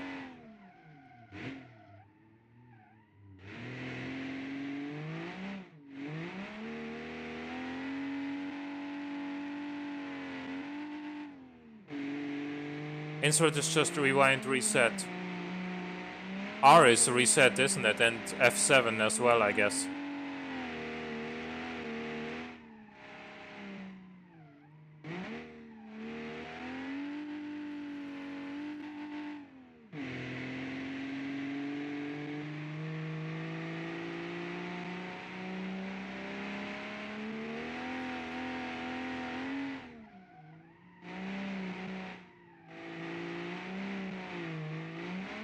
Yeah, the car is now massively pulling to the right after I damaged the suspension on the impact there. In this instance, I'm actually gonna count the first lap because it's much faster.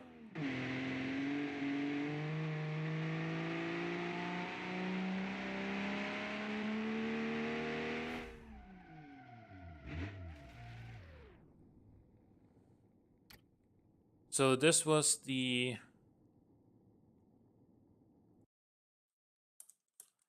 FN Mag 58 GPR 233.4.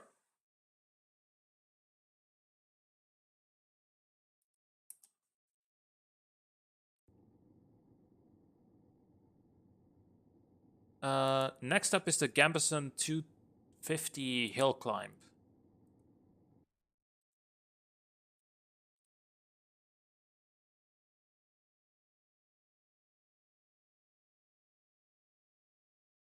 Which I actually liked quite a lot aesthetically, I have to say.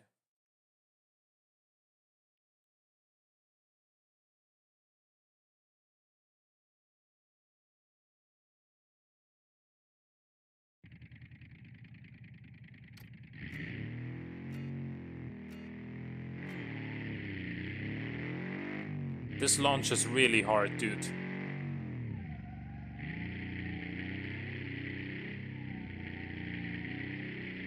It feels very fast on the on the straights.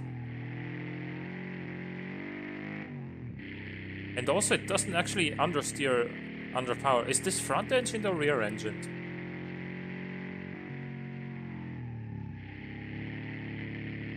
I feel like it's rear engine, but if it is, it's very, very well balanced actually.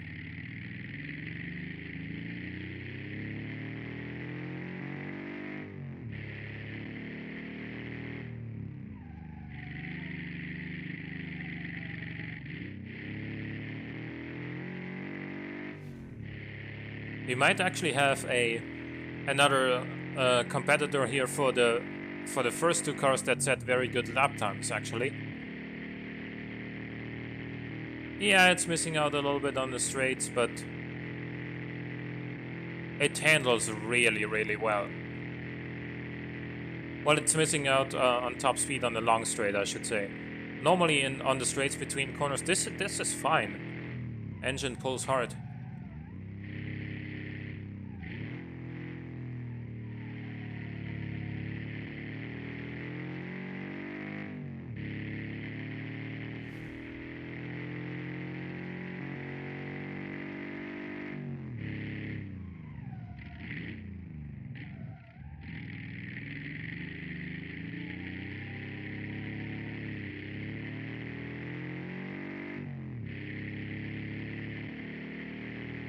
Accelerates beautifully, like there's no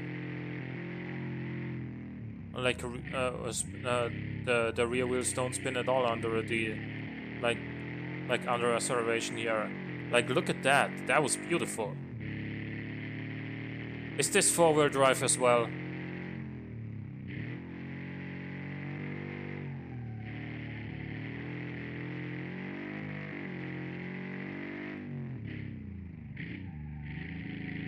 I think it is, isn't it?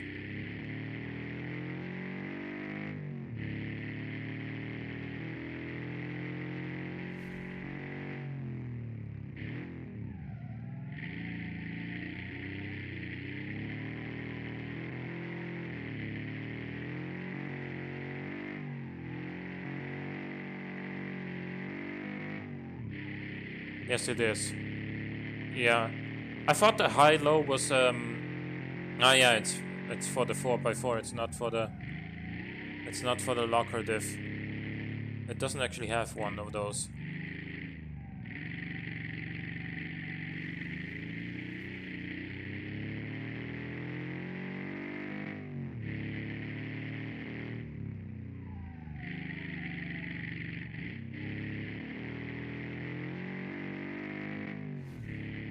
Body 7.6 first split and front axle disconnect. Yeah.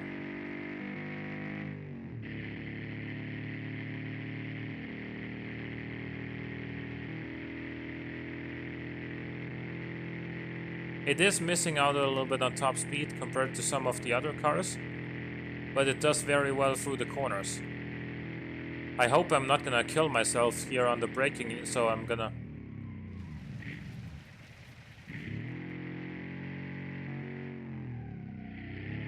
I braked early and not with 100% force, so that's how I do it there.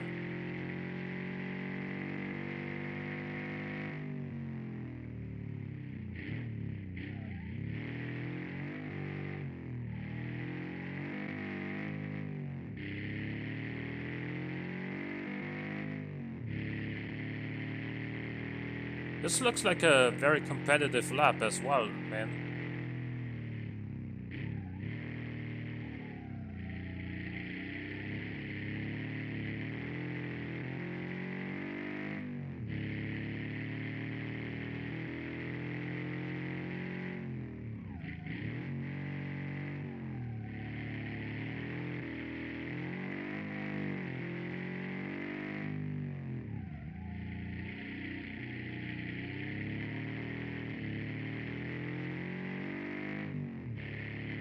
To 24, to 25, to 26, to 26.765.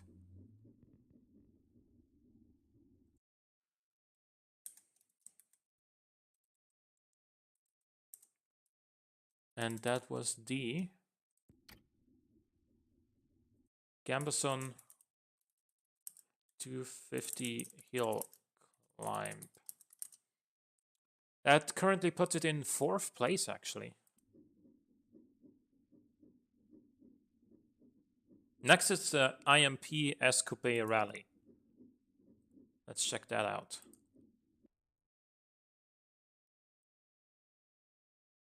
Unlock the rear diff, it's there in case you get stuck on rallies. It's there for the automation stats as well, isn't it? Then again, like...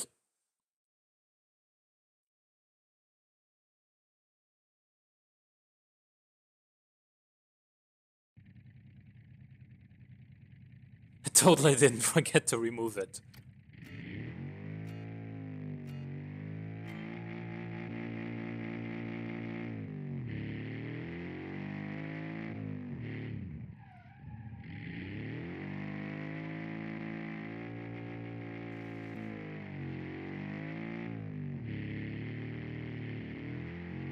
Man, this likes to oversteer even without the diff.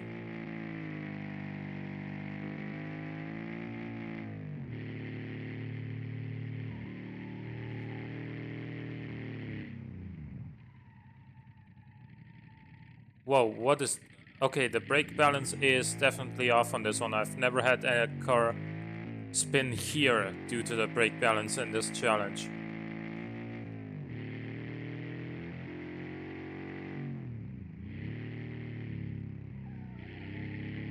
Man, look at that. It oversteers everywhere. Under braking, under accelerating, under turning, it just oversteers.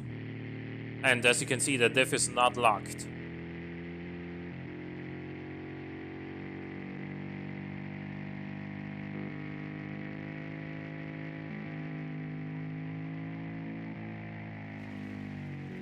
I think the creator of this car even said when submitting the file that it's hard to control. And it is.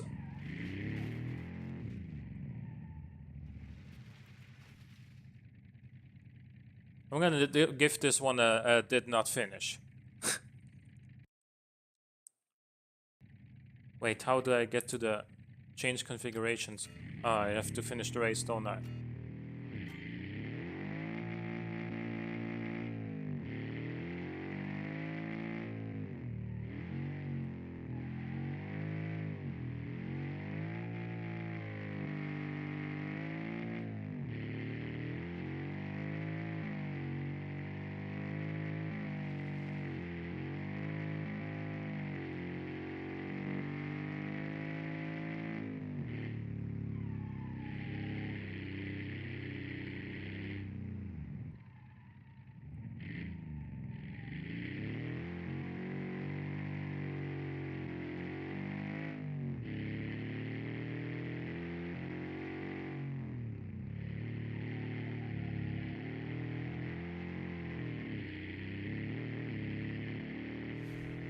I mean, if you do keep it under control, the split time here wasn't even that bad. 50 seconds on the first lap, where you also have to launch. It's actually pretty good. But this likes to oversteer pretty much everywhere. Even with gentle inputs of everything.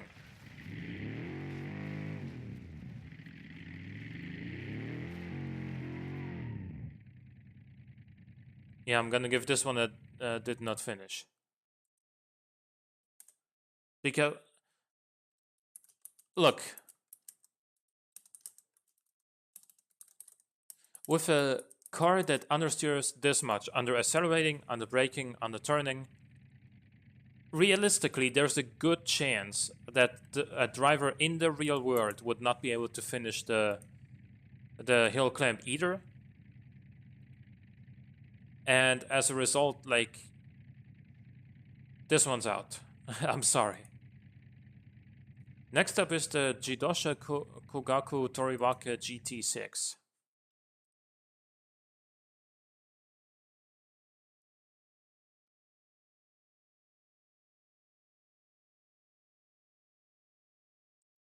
Like, if you imagine an actual, like, British hill climb where there's like a, if you go off the road, you're falling down a hill, 300 meters or something, or a cliff. Yeah, the driver would be dead by now.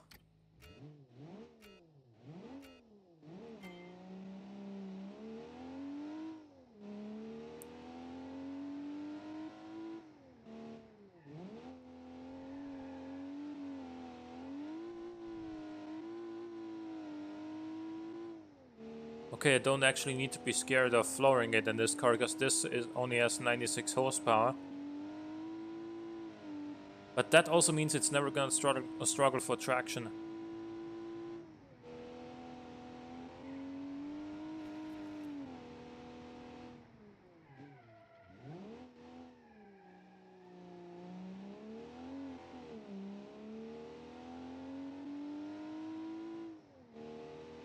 But yeah, the lack of power is definitely noticeable.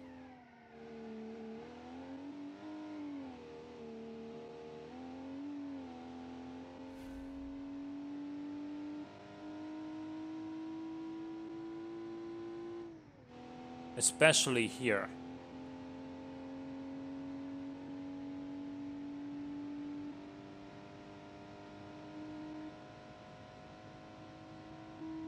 Yeah. You can go flat out here, but that's because you're not going very fast.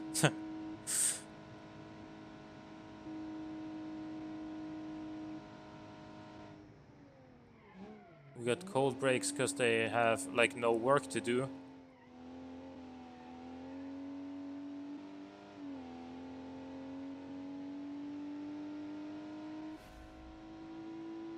Yeah, I think nobody would be surprised if this car would be setting the worst lap so far. The lap time and the worst lap time. It drives well. It's just not very fast.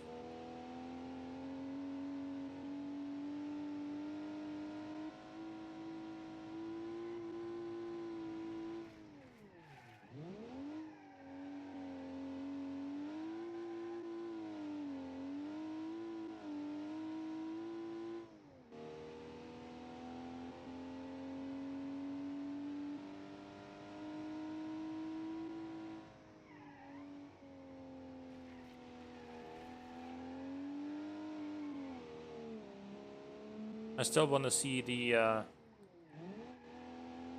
lap time of the second lap. Let's see how much faster that will be than the first lap, because we do have a flying lap start this time.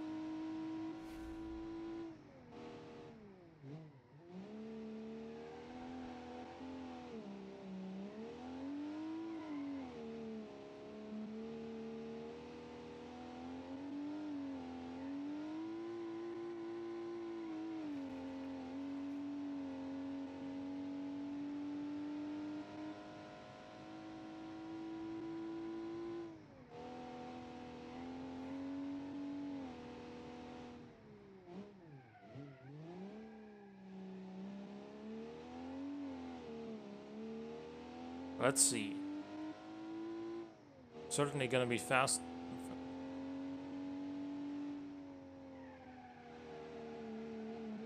Thinking critically, this wasn't really the... Wait, I'm gonna have time to read your comment in a second. This wasn't really the era of purpose-built racers, so I kinda went too realistic. There were actually like Austin Healey, Hillclimbs, and you know, I guess the Austin Healey is really the one thing that the one car that stands out in that. And I guess the the Triumph TR4, TR6, one of those two, or the Triumph Spitfire, I guess.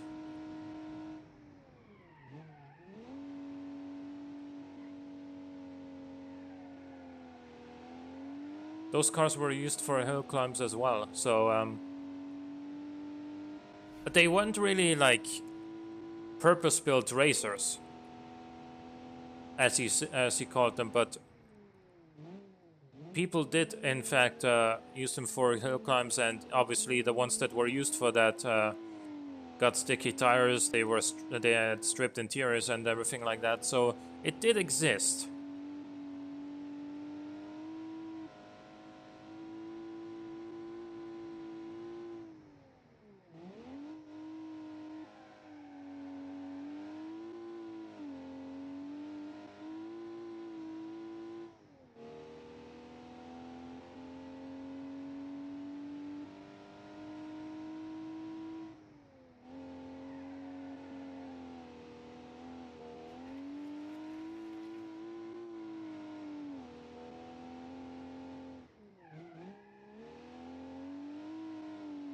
Also, man, like 2 days ago, I was playing Forza off camera, and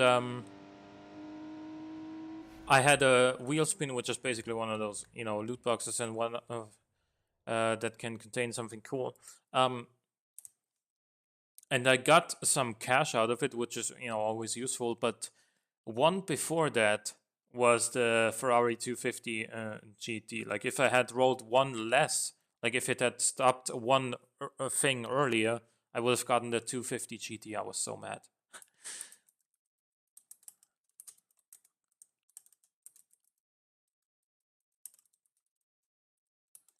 So that's a Jidosha Kogaku Toriwaka GT6. That's a 244.558.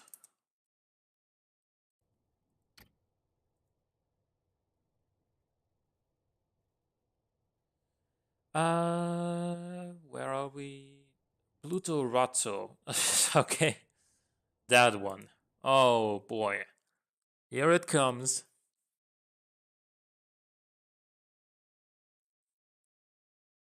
The rocket in Volkswagen Beetle's clothing. Sort of.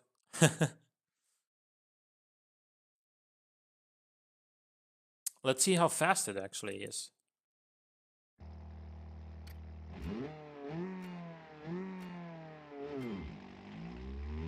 Again, this is four-wheel drive too.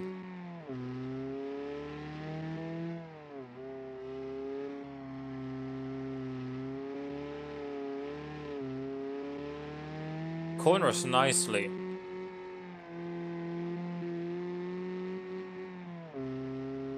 I guess I should have banned four-wheel drive.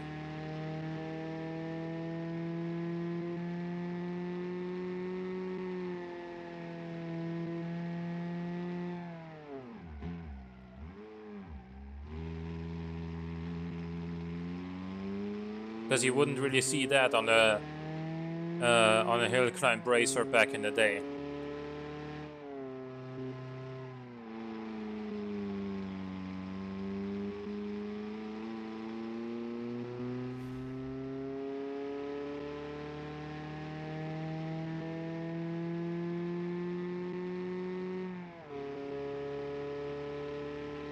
And it's not particularly fast anyway.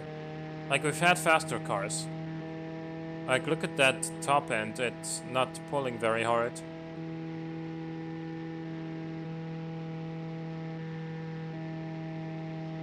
So I guess, again, this is another example where it doesn't really matter that it's four-wheel drive gives it an advantage. Because, I guess, you know, screw it, I shouldn't have banned four-wheel drive, because you know why? Because it adds extra weight, which means you can't fit as powerful of an engine in it.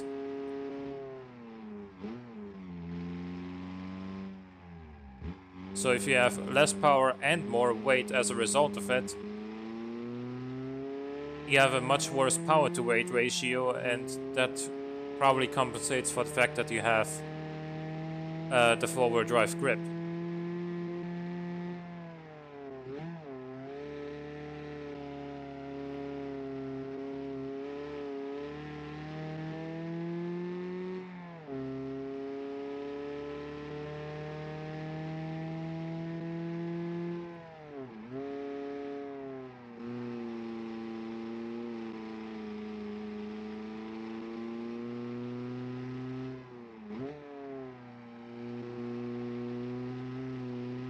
Four x 4 and all-wheel drive do seem to give control bonuses in Beam. Could the 4x4 and two-wheel winners? Up to you. Nah, you know, the thing is, the fastest cars so far have been two-wheel drive. So four-wheel drive is like, it doesn't even provide you a bonus in terms of lap times in this case. So why would I do 2-second categories? The fastest car wins. You know, it's pretty much as simple as that.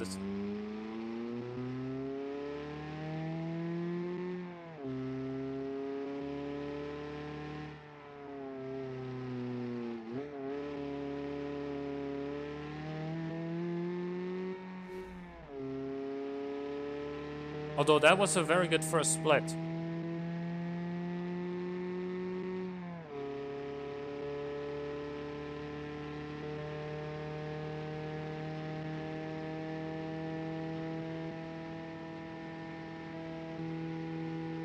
Man, the top speed of this thing is low. Less than 100 miles an hour. I mean, that was still quick back in the day, obviously, for, you know, real world. Considering what you would get in the real world, but compared to the other cars here, this is not the fastest in a straight line, clearly.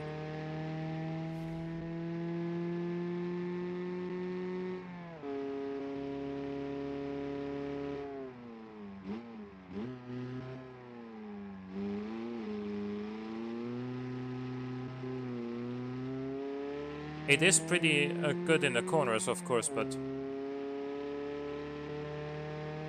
yeah, you do give up a lot of power apparently when you go forward drive in this sort of scenario.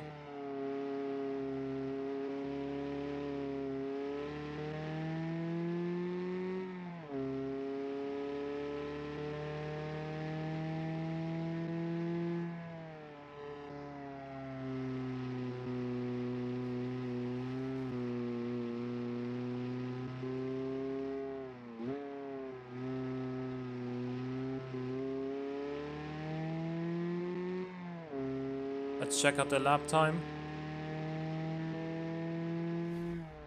It's a 2:36.454.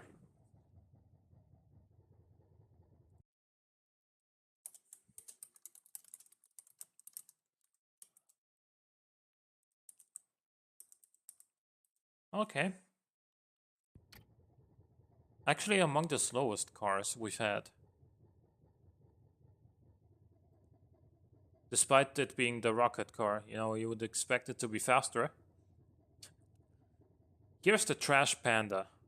And then we have the Pulce Sportivigante afterwards. I think those are the last two that we have.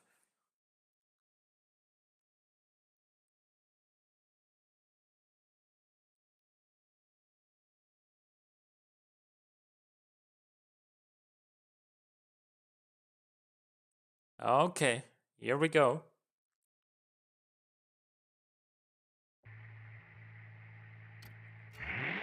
That wing.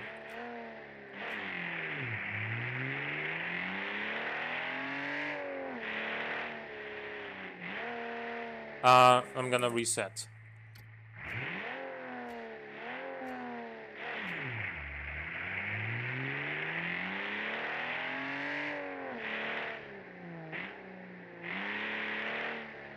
Wow. Man, this understeers underpowers so hard, dude.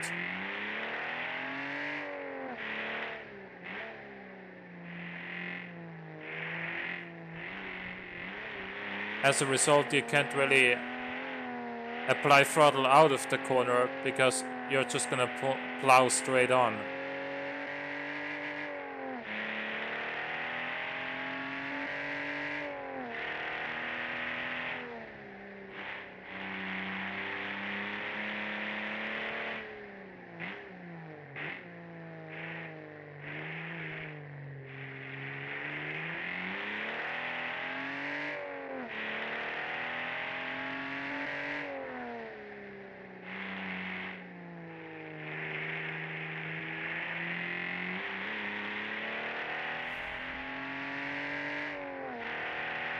Trash Panda set up perfectly. So any problems with our entirely to a lack of driver skill, yeah.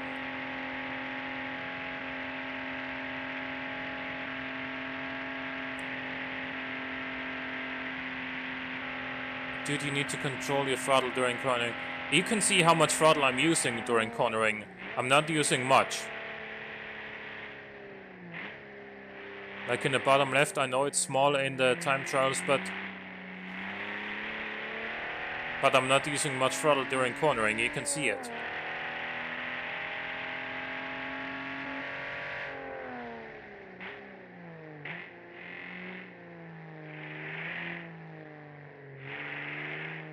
Again, it pulls straight on as soon as you touch the throttle even slightly.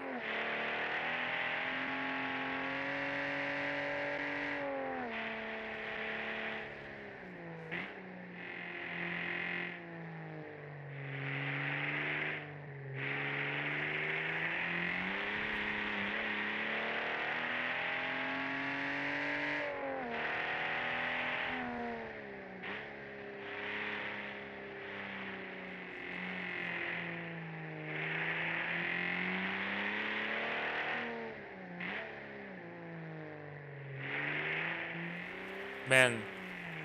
And yeah, now it spins. The whole time it only understeers and now it spins.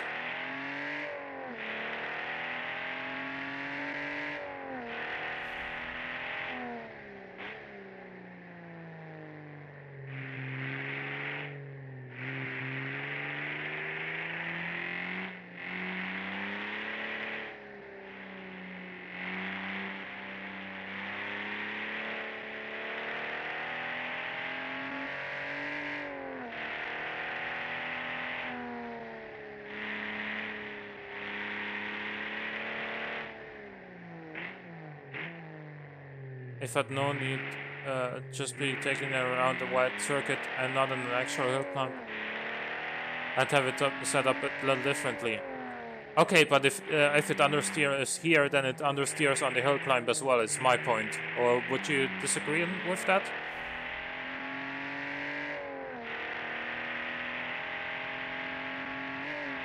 Oh fuck, that was my mistake, I was reading chat. You have to trail brake in. See, that's dangerous with no ABS, you know. Yeah, I've damaged something.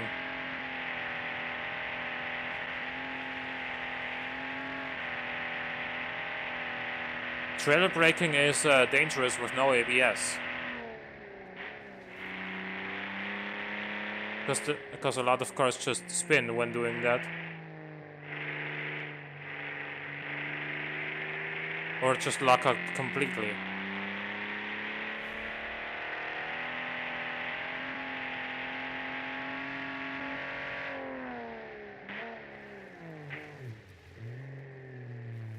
Okay.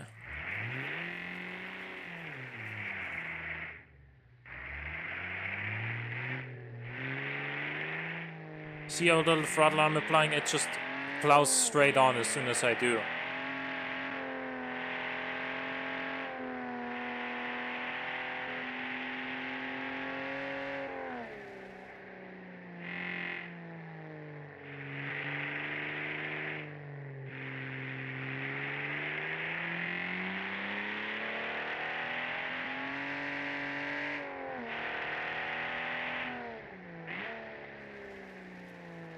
Okay, well, yeah, this is not good.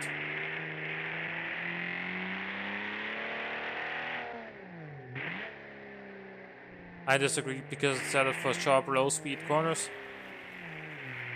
Well, what the hell? Why did it? How did it spin there?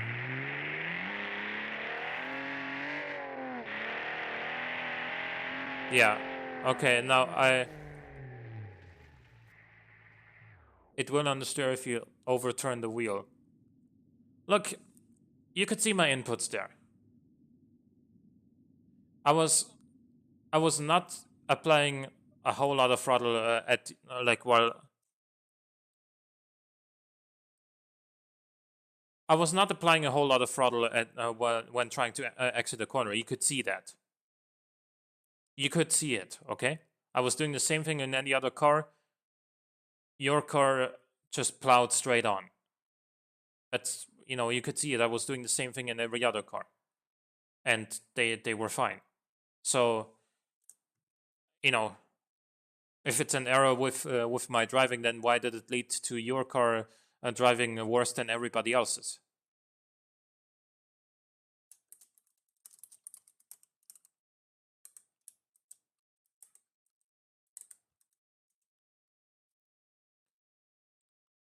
I don't.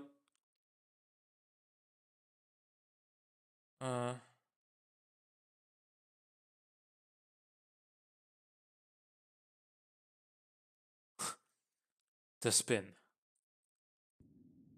Oh man, there goes the clip.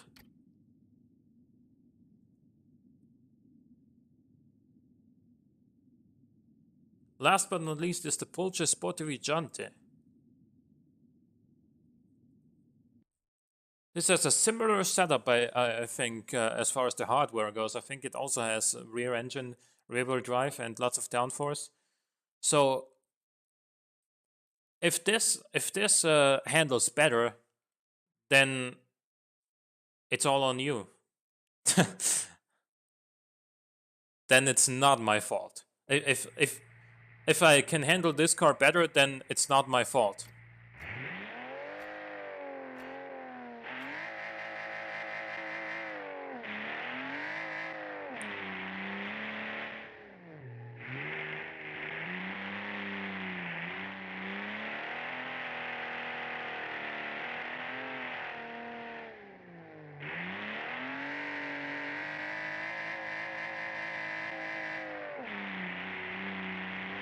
Look at the wobble of the fenders, dude. Everything is wobbling.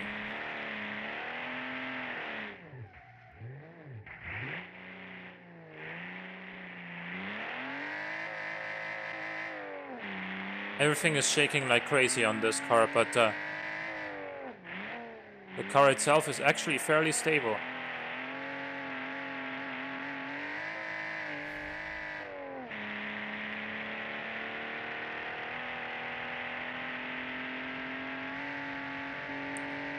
I'll do one setup for low skill level next time. Shots fired.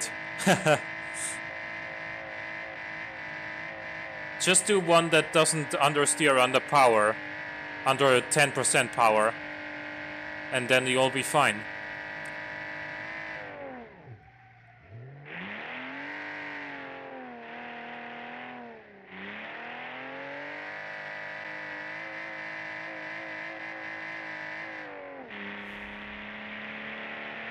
Okay, now how is this so much faster then?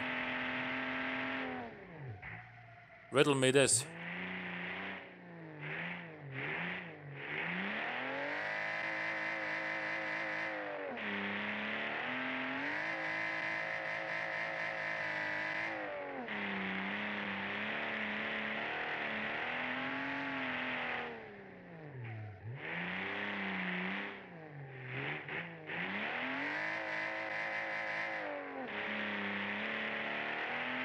Challenge accepted.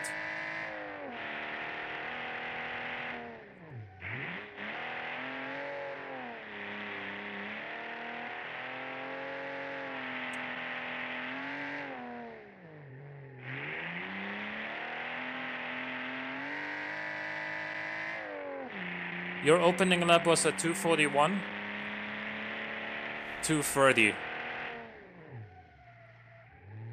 Now the brakes are sort of cooking.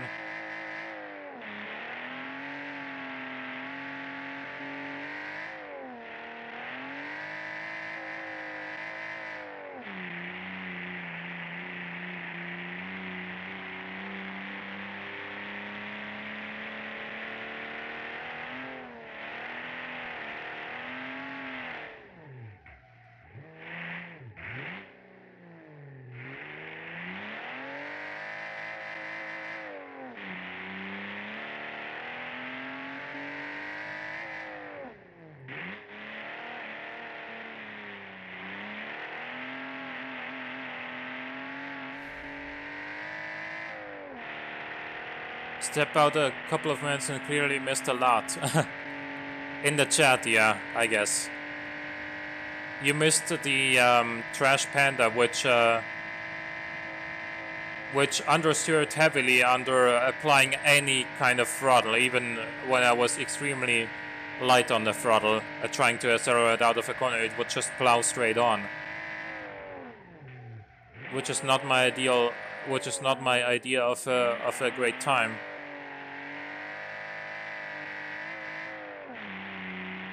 This, however, drives so much better. With a similar, you know, foundation, if you will. Boxer engine in the... Actually, was yours a boxer engine? I don't remember, but rear engine, rear-wheel drive, lots of downforce. It handles much better. Much better.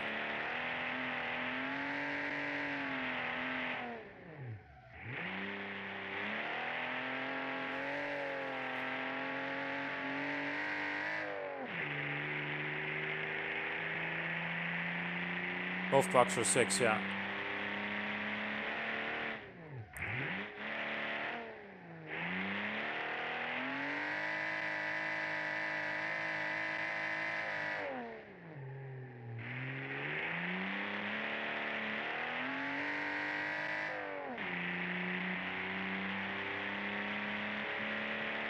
That's a 226.8. Because it's set up for a circuit and not a hill climb. Look at the entry, plus driver skill. Of course. I mean...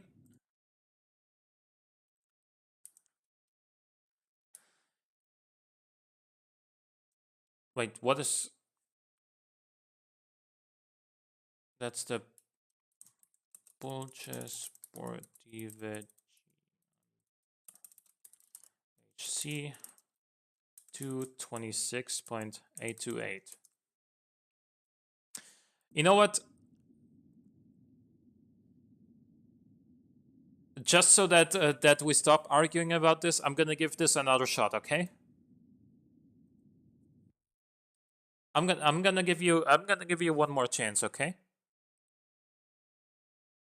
But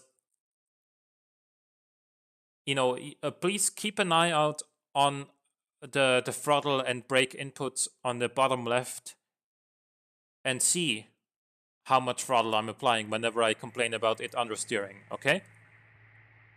Deal?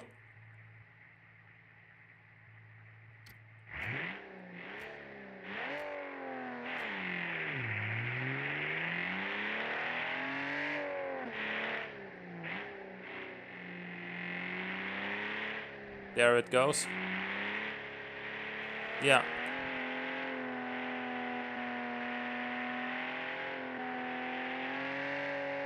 I can't go around that corner.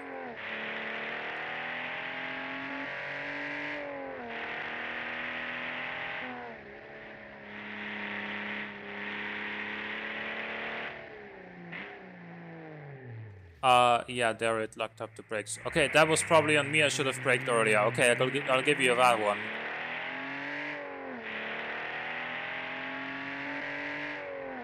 But what counts is the second lap anyway.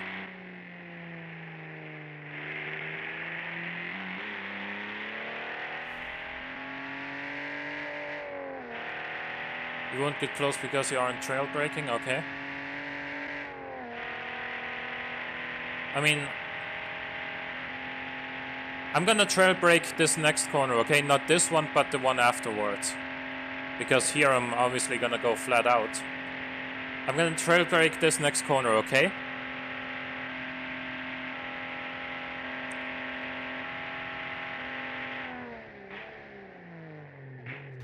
You can see my steering input and my brake input. Okay.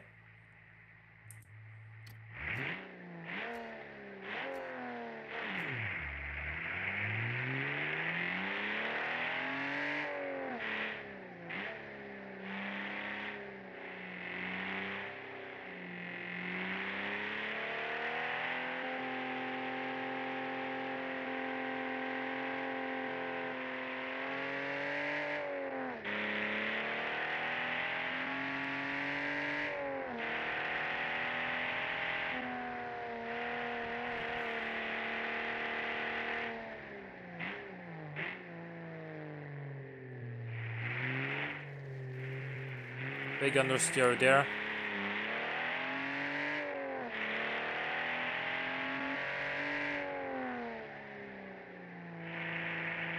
Look how much throttle I'm inputting now, and it just... I was not using any throttle through the first half of that corner, and it's still understeered. You can't argue with that.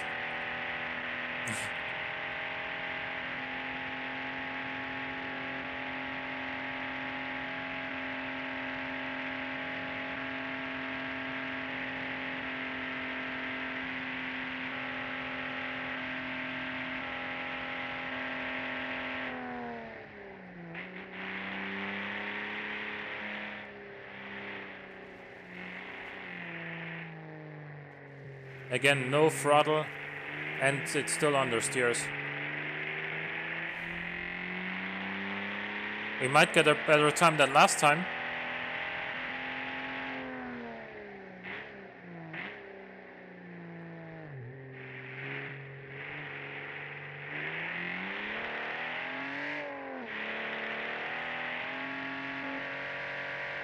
Hi Firebirdo 2, how's it going? Unfortunately, you're looking at the last car we're testing here today, so you missed pretty much everything. However, the VOD will go up on YouTube tomorrow, so...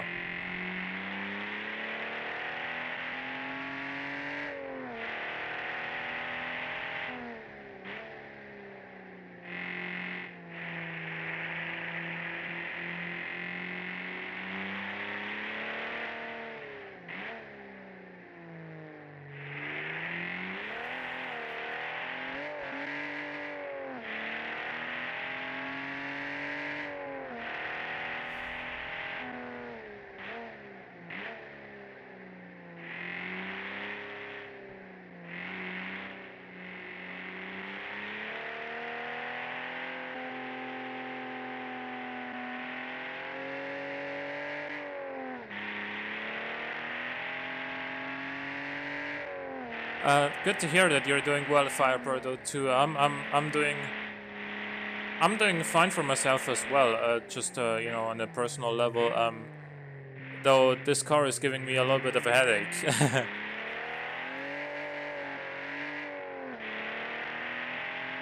I'm trying, man.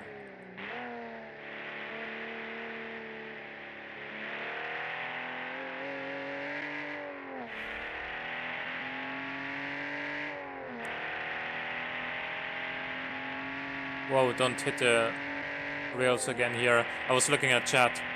And it's all in good humor, yeah.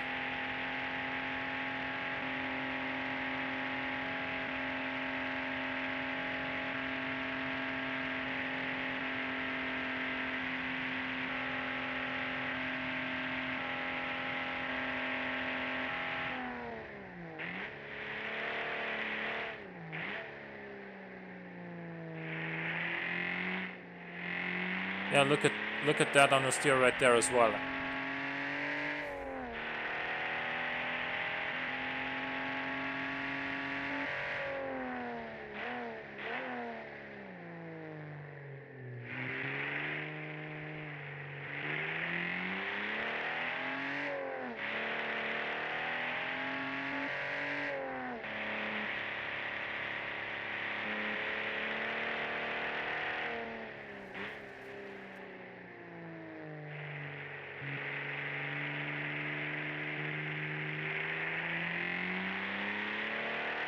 Let's remember it's hard to get proper control. Yeah.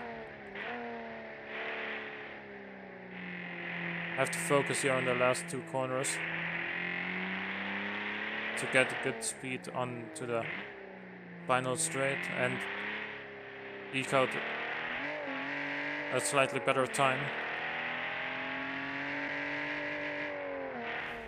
That's a 2:30.8. That's a lot better than previously.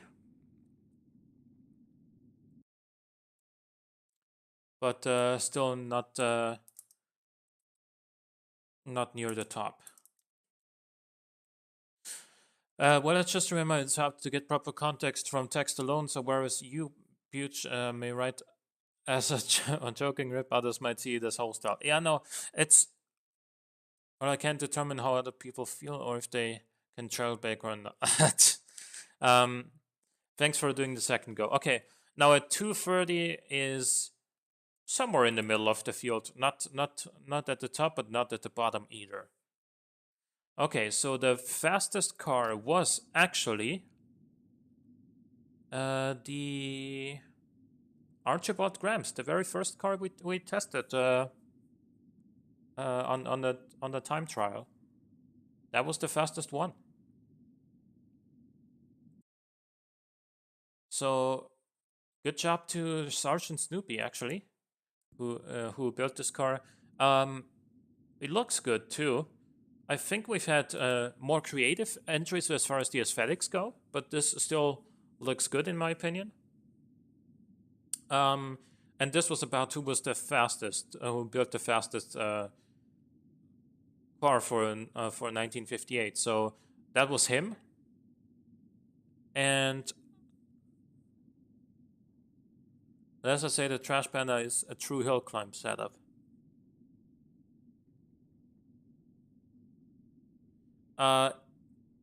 Yeah, okay. I mean, I get that, but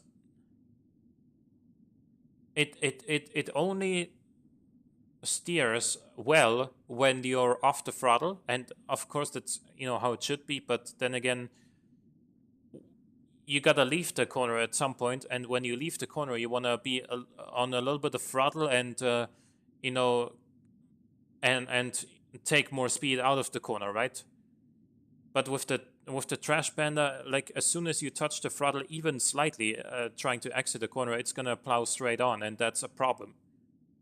Especially on hill climbs where, if you go straight on at the end of a corner, you're, falling off into a ditch or something.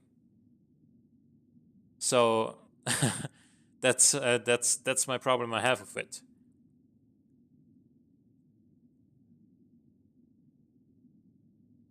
Anyway, we did better in our second try than we did in our first try. This car won the Archibald Grams. Congratulations to Sergeant Snoopy. Guys, I'm going to be streaming again tomorrow at the same time as today, so that will be 6 p.m. GMT. We'll have some more fun in automation and Beam, I guess. Maybe some Forza as well, depending on what we feel like. And yeah, thanks for tuning in, guys. And I hope to see you tomorrow. Bye-bye.